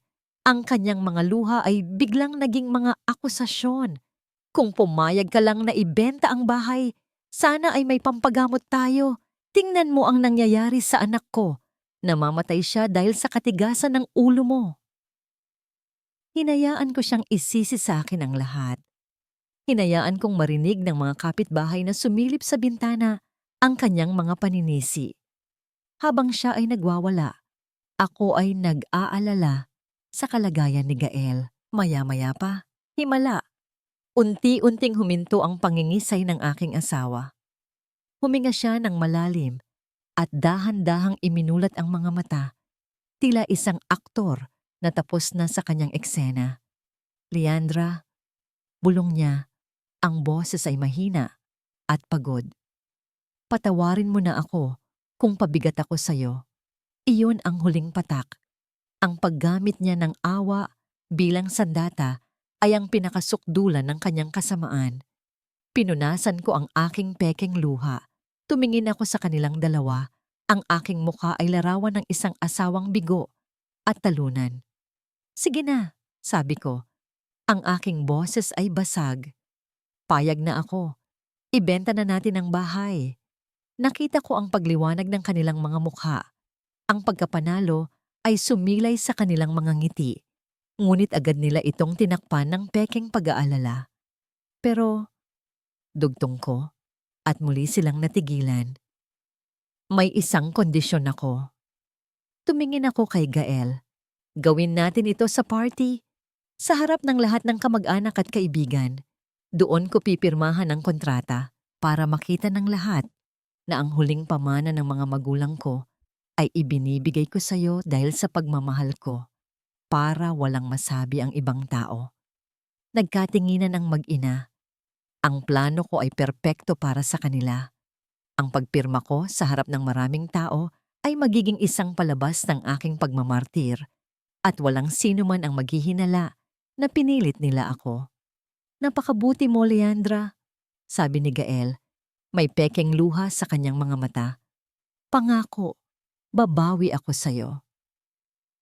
Sa mga sumunod na araw, naging abala ang buong bahay sa paghahanda para sa pinakamalaking selebrasyon ng pag-ibig. Ako ang nag-asikaso ng lahat. Nagluto, naglinis, at nagsulat ng mga imbitasyon. Habang isinusulat ko ang pangalan ng bawat bisita sa magagarang sobre, palihim kong idinagdag ang 3 pangalan na wala sa kanilang listahan. Si Ginoo, Robert C., ang amo ng sindikato na pinagkakautangan ni Gael, at sina Ginoo at Ginang de Leon, ang relihiyoso at istriktong mga magulang ni Mireya. Isang gabi bago ang party, habang abala ako sa pagpaplansa ng damit na isusuot ni Gael, naramdaman ko ang isang kakaibang bigat sa hangin. Ang damit na hawak ko ay isang puting barong, isang kasuotan para sa mga espesyal na okasyon. Habang dahan-dahang dumudulas ang mainit na bakal sa bawat hibla ng tela, pinapakinis ang bawat lukot, pakiramdam ko ay naghahanda ako ng isang damit para sa isang patay. Ito ang kanyang magiging huling kasuotan bilang isang malayang tao. Nang matapos ako, isinabit ko ito ng maayos. Pagod na pagod ako, ngunit alam kong hindi pa tapos ang aking trabaho. Isinuot ko ang aking earphones at pinakinggan ang live feed mula sa kamera sa kwarto ni Gael. Katahimikan sa una. Ngunit maya-maya, narinig ko ang mahinang pagbukas ng pinto. Si Mireya. Narinig ko ang kanilang mga bulungan, ang kanilang mga halik. At pagkatapos, narinig ko ang isang pangungusap mula kay Gael na nagpatigil sa pag-ikot ng aking mundo. Excited na ako para bukas. Babe, bulong niya kay Mireya. Kapag napirmahan na niya ang kontrata sa harap ng lahat, wala nang atrasan. At para siguradong hindi na siya makagulo pa habang nag-eempake tayo. Narinig ko ang paghinto niya, na tila ba tinitiyak na walang ibang nakakarinig. Pagkatapos niyang pumirma, lalagyan ko ng pampatulog ang inumin niya. Isang dosis na sapat para hindi na siya magising kinabukasan. Ang hardin ng aming bahay ay nagbago ng anyo. Ang dating tahimik na lugar kung saan ako naglalaba at nagpapatuyo ng damit ay napuno ng mga makukulay na ilaw na nakasabit sa mga puno ng mangga. Ang hangin ay may dalang samyo ng inihaw na baboy at matatamis na pabango ng mga bisita. Ang malakas na tugtugin ay nangingibabaw sa bawat sulok. Pilit na itinatago ang mga lihim at kasinungalingan na bumabalot sa pundasyon ng tahanang ito. Ito ang perpektong entablado para sa isang perpektong kasinungalingan. Mula sa bintana ng aking kwarto, pinanood ko ang pagdating ng mga tao. Ang mga kapitbahay na dati binubulungan ako dahil sa aking pagiging martir, ngayon ay nakikipagtawanan kay Doña Corazon. Ang mga kamag-anak ni Gael na hindi man lang kami binisita sa loob ng 6 na taon ay naririto ngayon. Dala-dala ang kanilang mga regalo at pekeng ngiti. Lahat sila ay mga aktor sa malaking palabas na ito. Huminga ako ng malalim at hinarap ang salamin sa huling pagkakataon. Ang babaeng nakatingin pabalik sa akin ay hindi na ang Leandra, nagusgusin at laging nakayuuko. Ang buhok ko ay nakaayos sa isang eleganteng bun. Ang aking mukha ay may manipis na kolorete na nagtatago sa mga gabing walang tulog. At ang aking suot ay ang pulang bestida na tinahi ko mula sa aking galit at pait. Ang kulay nito ay kasing tingkad ng dugo. Isang deklarasyon ng digmaan na ako lang ang nakakaalam. Nang handa na ako, dahan-dahan akong lumabas ng kwarto. Naglakad ako sa pasilyo at bumaba sa hagdanan. Sa bawat hakbang ko, naramdaman ko ang unti-unting pagtigil ng mga usapan. Ang mga mata ay napako sa akin. Narinig ko ang mga bulungan ng paghanga at pagtataka. Ngunit ang tanging reaksyon na hinintay ko ay ang reaksyon ni Gael. Nakaupo siya sa kanyang trono, ang wheelchair, sa gitna ng hardin. Nang makita niya ako, ang ngiti sa kanyang labi ay unti-unting nawala. Ang kanyang mga mata ay nanlaki. Nakita ko sa kanila ang pagkagulat, ang pagkalito, at isang kislap ng pagnanasa na matagal na niyang ipinagkait sa akin. Ang asawa niyang Lusyang ay biglang naging isang reyna sa kanyang harapan at hindi niya alam kung paano ito tatanggapin. Bago pa man siya makapagsalita, dumating na ang isa pang bida sa gabing ito. Pumasok si Mireya, nakasuot ng puting uniforme ng isang nurse, dala-dala ang kanyang medical kit. Isang perpektong props para sa kanyang papel bilang ang maalagang therapist. Ngumiti siya sa lahat at lumapit kay Gael. Hinawakan ang kanyang balikat na tila nag-aalala. Ngunit nang magtama ang aming mga mata, nakita ko ang apoy ng inggit at galit. Hindi niya inaasahan na sa gabing ito, ako ang magniningning. Lumapit ako sa kanila. Ang aking mga takong ay lumilikha ng banayad na tunog sa damuhan. Salamat sa pagdating, Mireya. Bati ko, ang boses ko ay kalmado at matamis. Tamang-tama ang dating mo para sa programa. Habang abala ang lahat, palihim kong sinulyapan ang mga espesyal kong bisita. Sa isang sulok, nakaupo si Ginoong C, ang amo ng sindikato, kasama ang dalawa niyang tauhan na nakasuot ng itim. Mukha silang mga ordinaryong negosyante. Sa kabilang banda, naroon ang mga magulang ni Mireya, masayang nakikipagkwentuhan, walang kamalay-malay sa tunay na kulay ng kanilang anghel na anak. Nagsimula ang programa. Kinuha ni Gael ang mikropono. Ang kanyang boses ay umaling-awngaw sa buong hardin, puno ng pekeng emosyon. Magandang gabi sa inyong lahat. Panimula niya, ang kanyang mga mata ay nakatutok sa akin.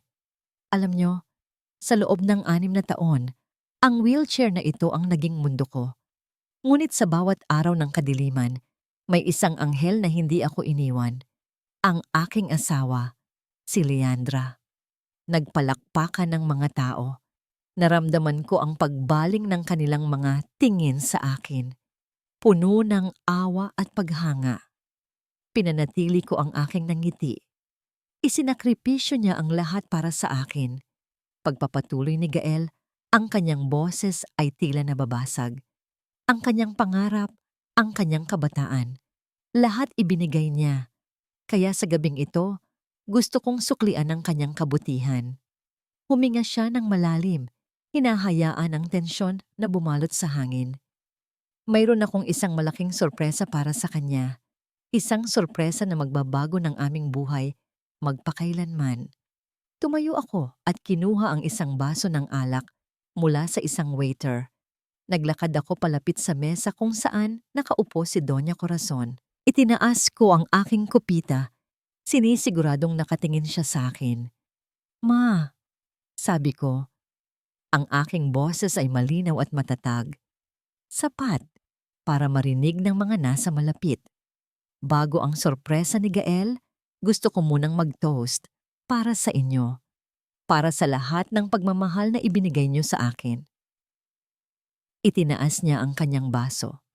Ang ngiti ay hindi maalis sa kanyang mukha.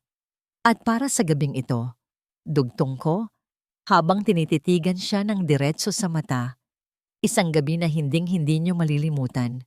Bago pa man siya makasagot, bumalik na si Gael sa mikropono. Ang kanyang mukha ay puno ng pananabik.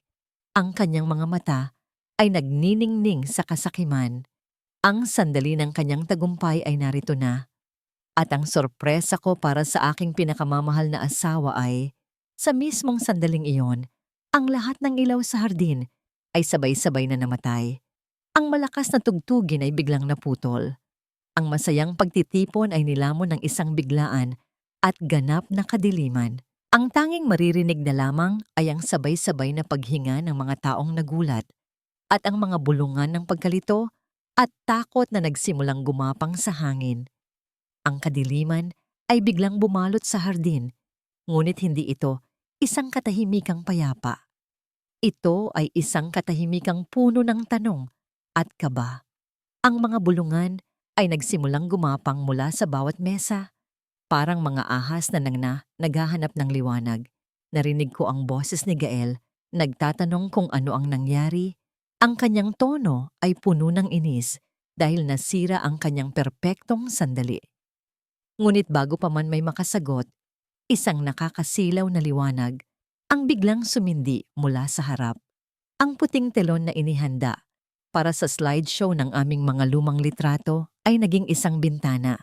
Isang bintana patungo sa katotohanang pilit nilang itinatago. Hindi mga larawan ng aming kasalang lumabas. Ang unang imahe na bumungad sa lahat ay ang sala ng aming bahay. At sa gitna nito, nakatayo si Gael. Nakatayo siya ng walang wheelchair. Sumasayaw sa saliw ng isang musikang siya lang ang nakakarinig. Nag-eehersisyo siya, sumisipa sa hangin, at pagkatapos ay buong lakas na itinulak ang wheelchair palayo. Isang kolektibong paghinga ng pagkagulat ang pumuno sa katahimikan. Ang mga bulungan ay naging malakas na usapan. Ang mga panga ay nangalaglag. Ang mga mata na kanina'y puno ng awa para kay Gael ay napalitan ng pagkalito. Ano to? Sigaw ni Doña Corazon. Sinubukan niyang tumakbo patungo sa projector, ngunit isang matipunong braso ang humarang sa kanya. Si Inigo. Nakatayo siya roon na parang isang pader. Ang kanyang mukha ay seryoso at walang emosyon. Si Gael naman, sa kanyang wheelchair, ay parang naestatwa. Ang kulay ng kanyang mukha ay nawala. Napalitan ng putla na kasing puti ng suot niyang barong. Tumingin siya sa akin. Ang kanyang mga mata ay nagtatanong, nagmamakaawa, at nagbabanta ng sabay-sabay. Ngunit hindi ako kumurap. Hindi pa tapos ang palabas. Ang video ay nagpatuloy. Pumasok si Mireya sa eksena. Ang therapy session nila ay nagsimula. Ngunit sa halip ng mga ehersisyo, ang nakita ng lahat ay ang kanilang mga yakap, ang kanilang mga halik. Ang pinakamasakit na bahagi ay nang buksan ni Mireya ang aking aparador.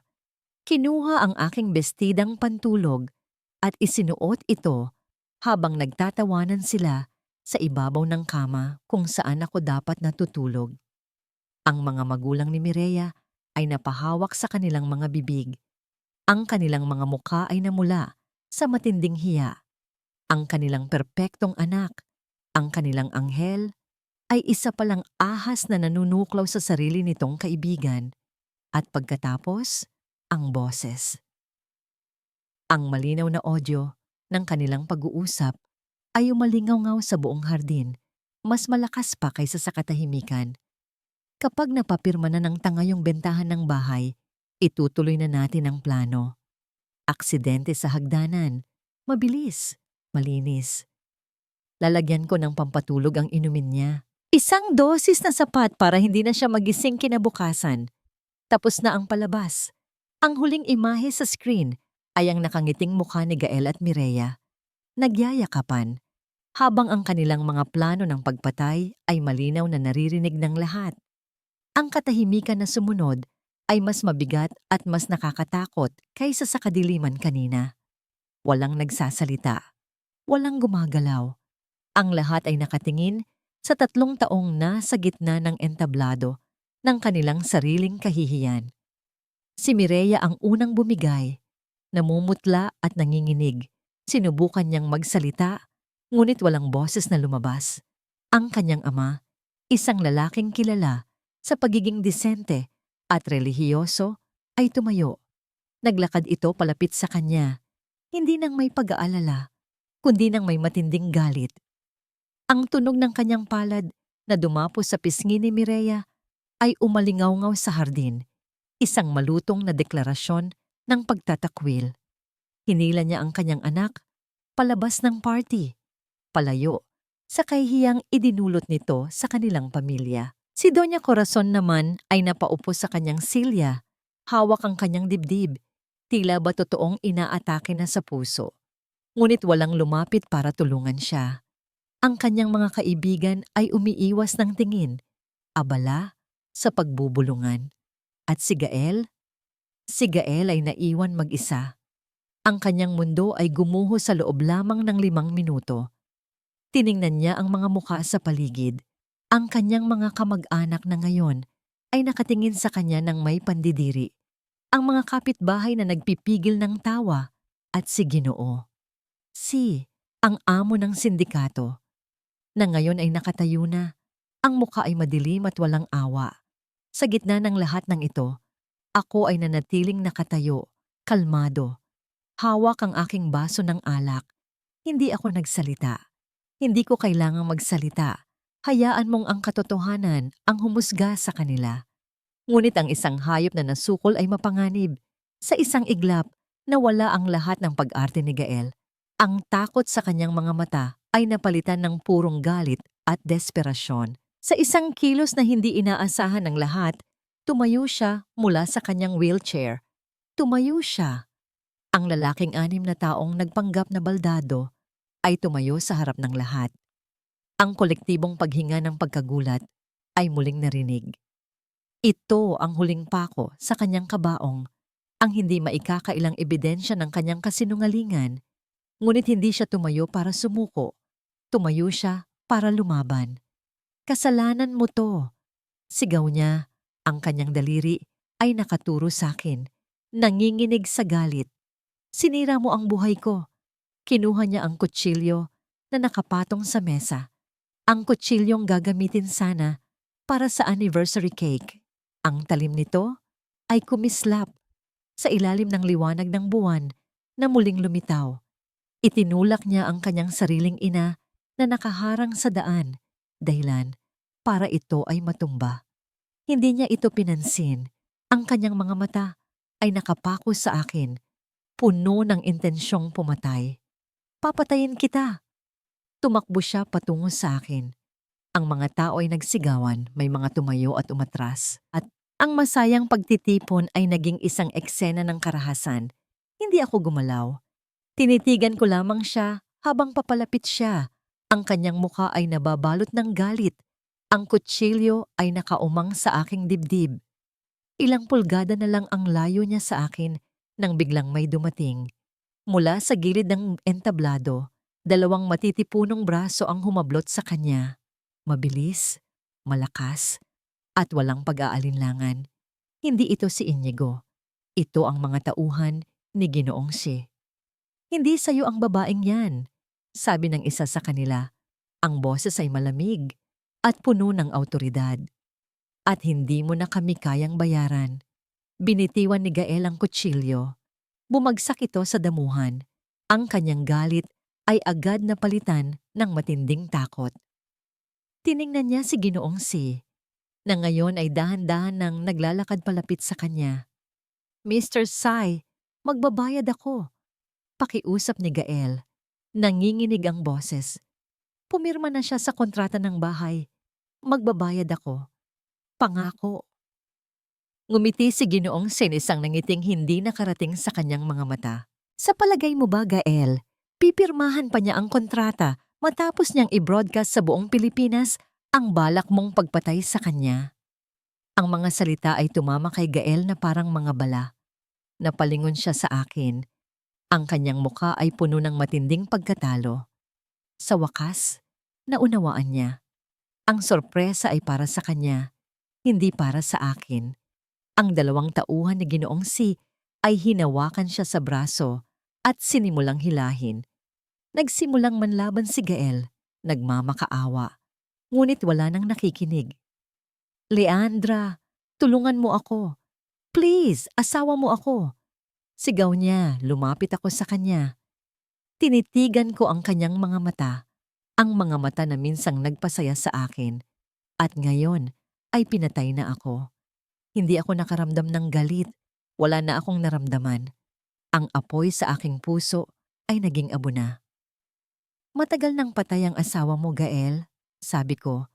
Ang boses ko ay kalmado at malinaw. Ang taong nandyan sa harap ko ay isa lang manlolokong nagpapanggap. Bayaran mo ang utang mo. Ang 2 tauhan ay tinakpan ng kanyang bibig. Inilabas nila siya sa hardin. At ang huling nakita ko ay ang pagkawala ng figura niya sa dilim. Habang ang tunog ng pagkaladkad ay unti-unting lumayo. Ang kanyang huling pagsigaw ay lumikha ng isang alingawngaw ng desperasyon. Pagkatapos, tumalikod ako at tinungo ang silya kung saan nakahandusay si Doña Corazon. Nakita ko ang kanyang mga mata. Puno ito ng puot, ngunit may halong takot. Tiningnan ko ang lahat ng mga tao sa hardin. Ang katahimikan ay nanatiling mabigat. Dahan-dahan akong yumuko. Kinuha ko ang kutsilyong ibinagsak ni Gael. Tiningnan ko ito. Pagkatapos, tumayo ako at inilapag ito sa mesa na puno ng mga lalagyan ng pagkain. Humarap ako kay Inigo na lumapit na sa akin. Tumingin ako sa kanyang mga mata, isang sulyap na naghahatid ng pasasalamat. Inangat ko ang aking baso ng alak. Ang pulang likido ay kumikinang sa ilaw. Tinitigan ko ang mga tao sa paligid. "Salamat sa lahat ng dumalo," sabi ko. Ang aking boses ay malakas at malinaw. Ang selebrasyon ay tapos na. Ang lahat ng kasinungalingan ay lumabas na. Pwede na kayong umuwi. Ngunit bago pa man sila magsimulang umalis, inangat ko muli ang aking baso. Tinititigan ang aking biyenan na nakahandusay sa lupa. At para sa huling-huling bahagi ng sorpresa, tumingin ako kay Inigo. Tumango siya. Ang bahay na ito, dugtong ko, ang aking tinig ay puno ng awtoridad, ay nananatiling akin. Ang aking asawa ay hindi nagmamay-ari ng kahit ano, maliban sa malaking utang na hindi niya kayang bayaran. At tungkol sa mga utang niya, ngumiti ako. Isang ngiti ng isang reyna na nanalo sa digmaan. Simula ngayon, ang bagong may-ari ng lahat ng kanyang utang ay ako na. Ang pagkawala ni Gael ay nag-iwan ng isang butas sa hangin, ngunit hindi ito butas ng kawalan, kundi butas ng kalayaan. Ang mga bisita na kanina'y nabalot ng gulat ay unti-unting nagsimulang magsalita. Ang mga bulungan ay naging mas malakas, puno ng mga akusasyon at pagkamuhi sa dating kaawa-awang si Gael. Ang kanilang mga mukha ay nagpapahayag ng pagkasuklam sa panloloko na kanilang nasaksihan. Lumapit sa akin si Inigo. Ang kanyang mga mata ay puno ng pagmamalaki at pag-aalala. "Leandra, ayos ka lang ba?" Tanong niya. Ang kanyang boses ay malumanay. Tumango ako. Ang aking tingin ay nakapako sa gitna ng hardin kung saan nakahandusay pa rin si Doña Corazon. Hindi na siya umiiyak.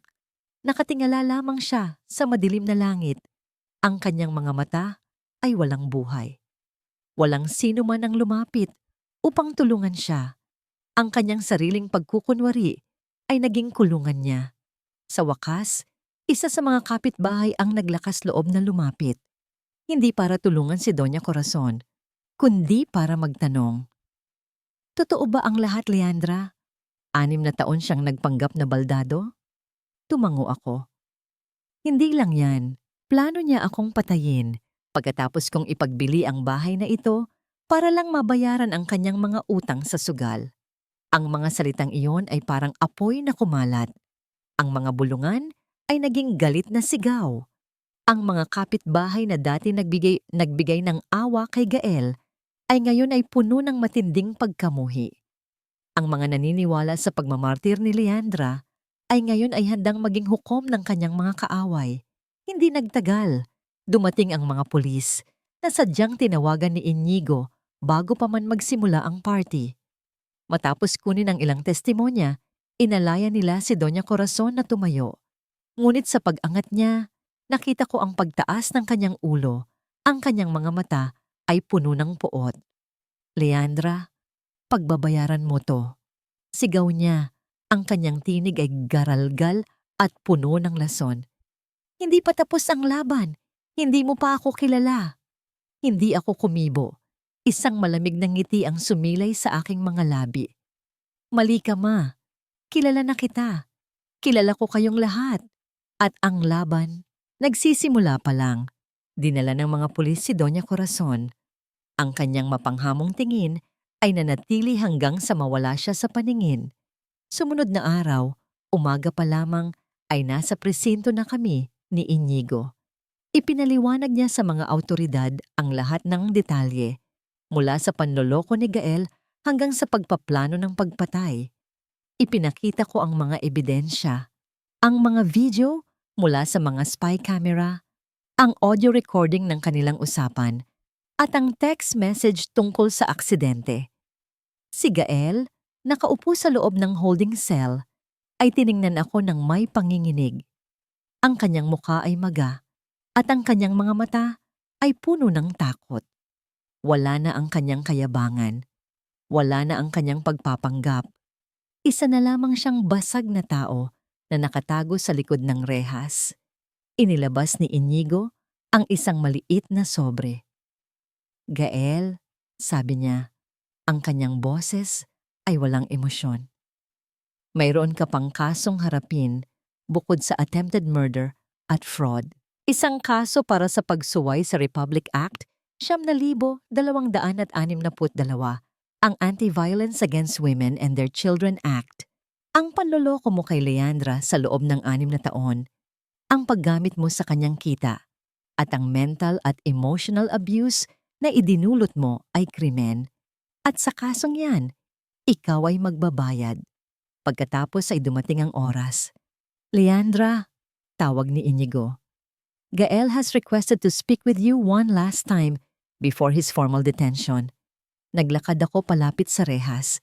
Tinitigan ko ang kanyang mga mata. Sa loob ng mga mata na yon, nakita ko ang refleksyon ng isang babaeng minsan ay naging tanga, ngunit ngayon ay naging malakas. Leandra, patawarin mo ako. Pakiusap niya. Ang kanyang mga luha ay umaagos sa kanyang pisngi. Nagkamali ako. Gagawin ko ang lahat para bumawi. Patawarin mo ako, mahal. Ang mga salitang iyon ay walang epekto sa akin. Ang puso ko ay bato na. Matagal nang patay ang asawa ko, Gael. Ulit ko. Ang lalaking minahal ko ay namatay nang simulang lumabas ang kasinungalingan mo. At ikaw, hindi na kita kilala. Dahan-dahan kong inangat ang aking kamay. Kinuha ko ang aking singsing sa kasal. Ang singsing na matagal ko nang hindi suot. Ang simbolo ng isang sumpaan na nilapastangan niya.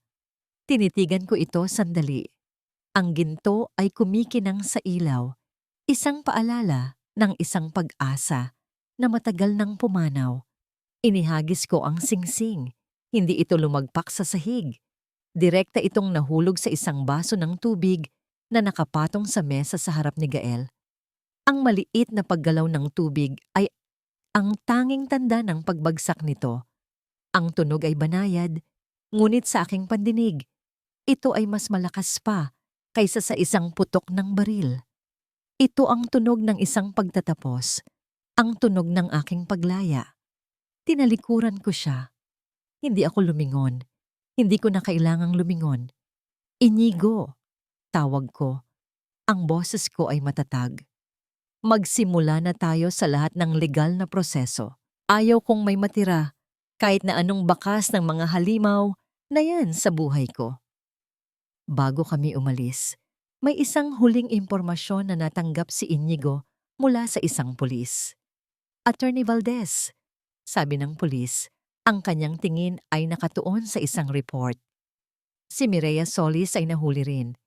Inalis na ang kanyang lisensya bilang physical therapist dahil sa partisipasyon niya sa illegal activities ni Mr. Navarro at sa fraud na ginawa niya. Marami rin palang reklamo laban sa kanya sa dating trabaho. I'm sure she's facing a much harder future now. Tumingin ako sa labas ng bintana, sa daigdig na naghihintay. Ang mga halimaw na sumira sa aking buhay ay nagsisimula ng bumagsak, isa-isa. At ang bawat pagbagsak nila ay isang hakbang patungo sa aking pagbangon. Ang mga sumunod na araw ay parang isang mahabang panaginip na dahan-dahang lumilipas. Ang dating bahay na puno ng kasinungalingan at pagkukunwari ay ngayon ay nababalot ng katahimikan. Ang mga kapitbahay ay hindi na bumubulong. Sila ay lumalapit upang magbigay ng suporta at paghanga. Ang bawat tingin nila ay parang bulaklak na iniaalay sa isang babaeng nagtagumpay sa laban. Ginugol ko ang aking mga araw sa paglilinis, hindi lang ng bahay, kundi ng lahat ng bakas ng nakaraan. Inalis ko ang lahat ng gamit ni Gael, ang kanyang mga damit, ang kanyang mga libro, maging ang kanyang lumang gitara na minsan niyang tinutugtog para sa akin. Inilabas ko ang lahat sa likod bahay. Isinabit ko ang kanyang mga damit sa isang lubid, isa-isa. Ang hangin ay dahan-dahang gumagalaw, inuuga ang mga tela. Habang pinapanood ko ang mga damit na iyon na kumakaway, naramdaman ko ang kakaibang kalayaan. Ang bawat piraso ng damit ay parang isang bahagi ng aking nakaraan na dahan-dahang kumawala. Kinabukasan, sinimulan ko ang aking ritual ng pagpapalaya.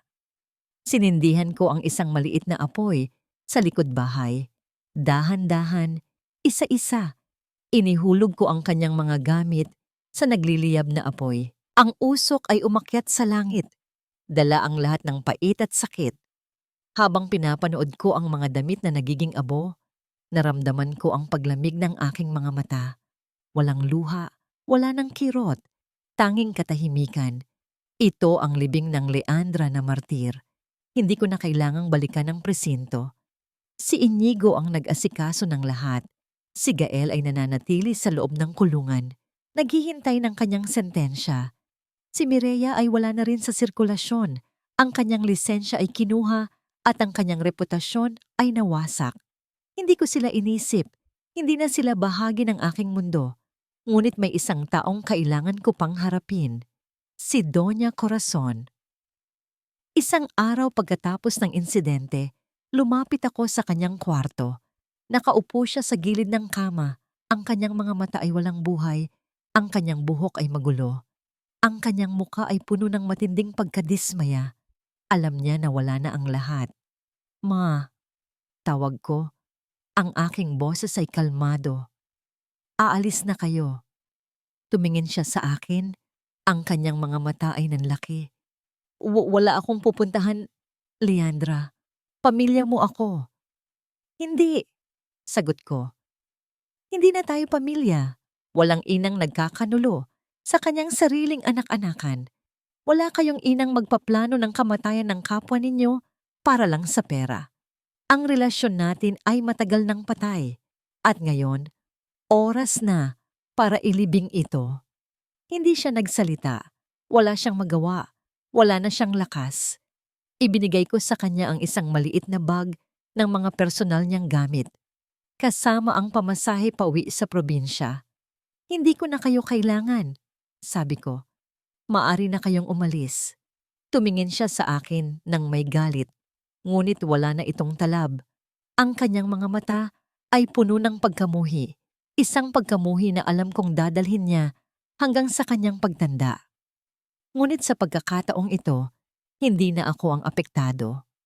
Umalis si Doña Corazon sa bahay na walang dala, walang pera at walang dignidad. Ang kanyang paglakad ay mabigat.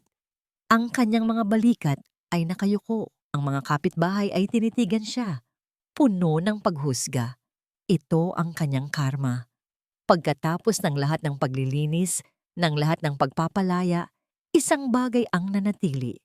Ang aking maliit na workspace sa sulok ng kusina, ang aking lumang makina ng pananahi at sa ibabaw ng mesa, sa ilalim ng isang tumpok ng mga lumang pattern, nakita ko ang isang nakatiklop na papel, isang lumang sketch, ang aking unang disenyo ng bestida. Ito ay isang disenyo ng wedding gown, isang gown na pinangarap kong isuot sa isang perpektong kasal, kasama ang isang perpektong lalaki. Ngunit ang disenyo ay punit-punit, may mga mantsa ng kape, at may bakas ng paa. Malamang ay tinapon ni Gael sa basurahan noon at aksidente kong napulot. Dinampot ko ang sketch. Hindi ako nakaramdam ng lungkot. Nakaramdam ako ng kakaibang inspirasyon. Kinuha ko ang aking lapis at isang bagong papel. Sa halip na ayusin ang lumang disenyo, sinimulan kong gumawa ng bago. Isang bagong disenyo ng bestida. Ngunit sa pagkakataong ito, hindi ito para sa isang kasal. Ito ay para sa isang babaeng malakas, independent, at nagdiriwang ng kanyang sariling paglaya. Ang mga linyang dati malambot at pangarap, ngayon ay matapang at puno ng determinasyon. Ang bawat kurba ay nagpapahayag ng lakas. Ang bawat detalye ay sumisigaw ng pagbabago. Ang damit na ito ay isusuot ng isang reyna. Isang reyna ng kanyang sariling kaharian. Isang taon. Isang taon na ang lumipas mula nang gumuho ang mundo ko at muling itayo mula sa abo. Ang dating bahay na puno ng mga lihim at kasinungalingan ay ngayon ay bumubulwak sa buhay. Ang lumang tarangkahan na dating nagkukubli ng dilim ay ngayon ay bukas na, nag-aanyaya sa mga bagong pangarap. Ang munting tahanan ng mga magulang ko ay binago ko. Ang lumang sala ay naging workshop, puno ng makukulay na tela, naglalabas ng banayad na tunog ng mga makinang panahi. Ito na ngayon ang Laya Designs, ang aking pinangarap na kaharian. Hindi na ako nagtitinda ng kakanin sa palengke. Ngayon, ako na ang may-ari ng isang kumpanya na gumagawa ng mga damit para sa mga profesional na kababaihan. Mga damit na nagbibigay lakas, na nagpapakita ng kagandahan at tapang. Ang bawat disenyo ay hindi lamang isang tela na tinahi. Ito ay isang kwento ng pagbangon, isang paalala na ang tunay na kagandahan ay nanggagaling sa loob. Ang tanggapan ni Inigo ay naging pangalawa kong tahanan. Hindi bilang isang kliyente, kundi bilang isang kasamahan sa negosyo at isang matalik na kaibigan. Ang kanyang presensya ay parang isang matatag na pundasyon. Hindi gumagalaw, hindi humihingi. Basta nandoon lang, sumusuporta. Pinangangasiwaan niya ang mga legal na aspeto ng aking negosyo at nagbibigay ng payo. Palaging may paggalang at profesionalismo. Walang anumang pahiwatig ng pagmamadali, walang pressure. Ang aming relasyon ay umusbong sa isang espasyo ng paggalang at pag-unawa, isang tahimik na patunay na ang tunay na pagmamahal ay hindi humihingi, kundi naghihintay at nagbibigay ng kalayaan. Bawat 2 linggo, iyon ang araw ng sweldo. Ito ang pinakapaborito kong bahagi ng aking trabaho. Nagsasalo-salo kaming lahat sa tanghalian. Ang aking mga empleyado ay karaniwan ay mga nanay na binubugbog ng kanilang mga asawa, mga babaeng iniwan, at mga kabataang walang pinag-aralan. Binigyan ko sila ng pangalawang pagkakataon, tulad ng ibinigay ko sa aking sarili. Nakatayo ako sa harap nila, hawak ang listahan ng sweldo. Isang ngiti ang sumilay sa aking mga labi habang binibigkas ko ang bawat pangalan. Bawat babae na lumalapit sa akin ay may daladalang liwanag sa kanyang mga mata. Sa bawat sobrang iniabot ko, nakita ko ang pag-asa, ang dignidad, at ang saya na nagmumula sa pagiging produktibo at malaya. Sa kanilang mga ngiti, nakita ko ang sarili ko noon. Isang Leandra na umaasa sa awa. At ngayon ay isang Leandra na nagbibigay ng pag-asa. Iyon ang tunay na tagumpay. Iyon ang aking ginto. Salamat po, Ma'am Leandra. Ang sabay-sabay nilang pasasalamat, ang kanilang mga boses ay puno ng paggalang. Walang anuman mga anak, sagot ko. Tandaan nyo, ang pagtulong ko sa inyo ay pagtulong ko na rin sa sarili ko. Lahat tayo ay may kakayahang bumangon. Basta huwag lang nating kalimutang pahalagahan ang sarili natin. Kinagabihan, habang nililigpit ko ang aking mesa, may dumating na text message sa aking telepono mula kay Inigo. Just got news. Mireya Solis was seen working as a dishwasher in a karinderya in Divisoria. Gael, on the other hand, was reportedly beaten up in prison yesterday by his fellow Pampao inmates. Looks like karma is finally collecting its due. Malamig kong tinitigan ang mensahe. Hindi ako nakaramdam ng pagdiriwang. Walang paglukso ng puso sa tuwa. Wala nang galit. Ang tanging naramdaman ko ay isang malalim na katahimikan. Para itong isang malakas na bagyo na dumaan at ang naiwan ay ang payapang dagat. Kinuha ko ang aking telepono at pinindot ang delete button. Ang mensahe ay nawala. Ang kanilang mga pangalan ay naging abo na sa aking isipan. Tumingin ako sa labas ng bintana. Ang buwan ay bilog at maliwanag. Si Laya, ang aso kong may pangalang Kalayaan, ay mahimbing na natutulog sa tabi ng aking upuan. Pinahaplos ko ang kanyang ulo. Ang pagbabago ay hindi lang sa aking kapalaran. Ito ay sa aking puso. Hindi na ako naghahangad ng paghihiganti.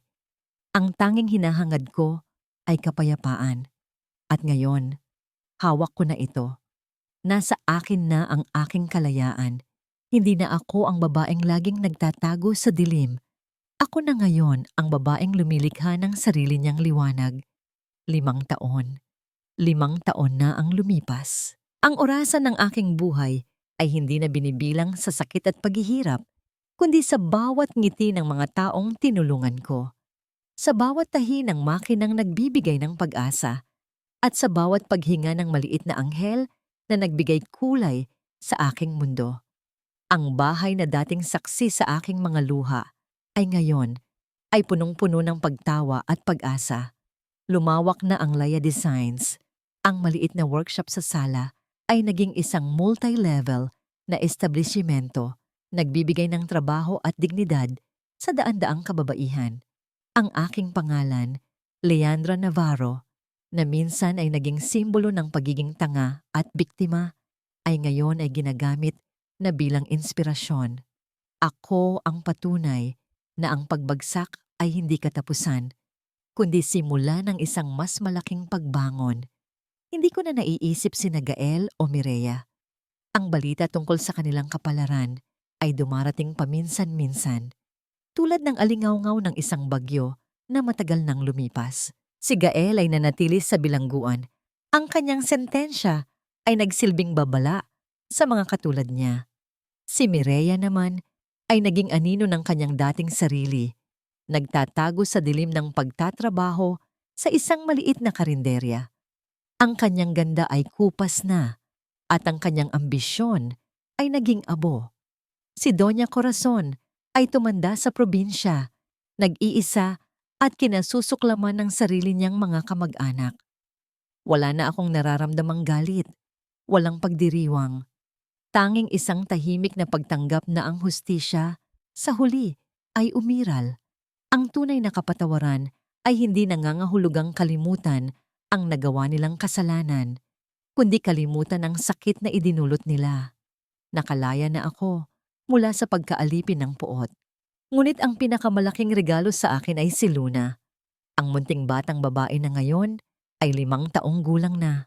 Ang anak ng isa sa aking mga unang empleyado na namatay sa sakit.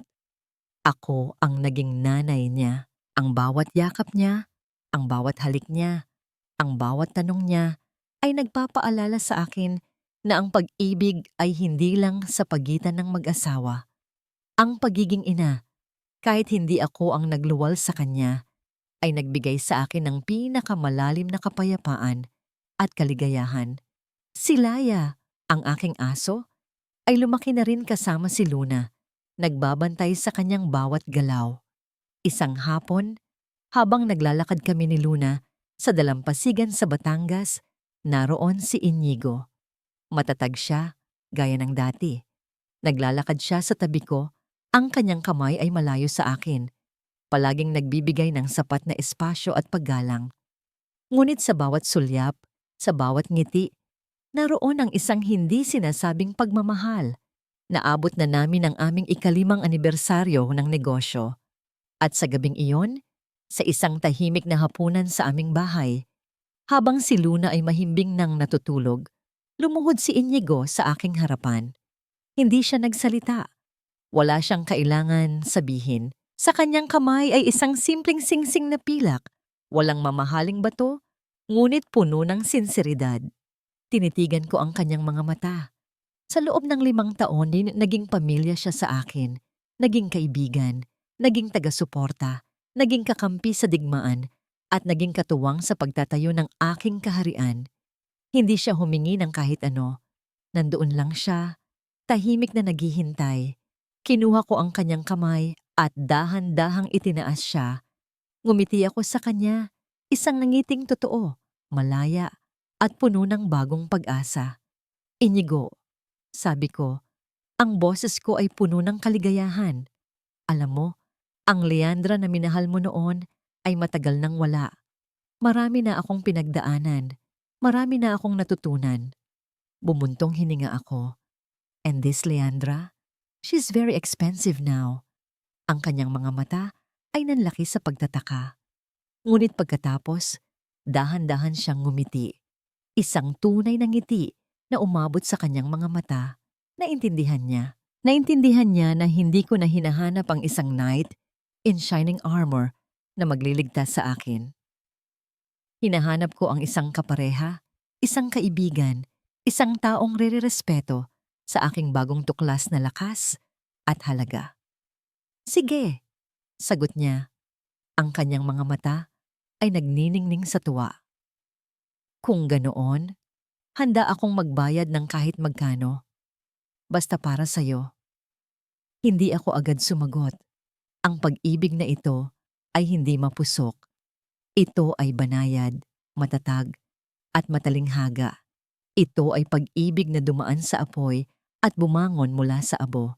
Tinitigan ko ang singsing sa kanyang kamay. Hindi ito kasal. Hindi pa. Hindi ko pa kailangan ng isang label. Ang kailangan ko ay ang pagpapatuloy ng kalayaan na natagpuan ko. Huminga ako ng malalim. Maybe, sagot niya ko. Maybe someday. For now, let's just enjoy the journey, okay? Yumakap siya sa akin, isang malumanay na yakap na puno ng pangunawa. Ang kanyang amoy ay sariwa at malinis, malayo sa baho ng kasinungalingan na minsan ay bumabalot sa aking mundo. Humarap ako sa bintana, tinitigan ang maliwanag na buwan. Naramdaman ko ang mga braso ni Inigo na nakapulupot sa aking baywang. Ang kanyang baba ay nakapatong sa aking balikat. Hindi ito pagnanasa, ito ay kapayapaan. Ang kwento ng Leandra na martir ay tapos na. Ang kwento ng Leandra na reyna ay nagsisimula pa lamang. Ang kanyang kaharian ay hindi gawa sa ginto at diamante, kundi sa pag-asa, pagmamahal, at ang walang katapusang lakas ng isang babaeng natuto ng magmahal at pahalagahan ang sarili. Ang tunay na pag-ibig ay hindi nangangahulugang kalimutan ang nagawa nilang kasalanan, kundi kalimutan ang sakit na idinulot nila. Ang tunay na kaligayahan ay matatagpuan kapag huminto ka sa pag-aalay ng sarili sa maling tao at simulan mong buuin ang sarili mong kaharian. At sa wakas, natagpuan ko na ang aking kaharian, isang kaharian ng pag-asa, ng pagpapatawad, at ng walang hanggang pag-ibig para sa sarili.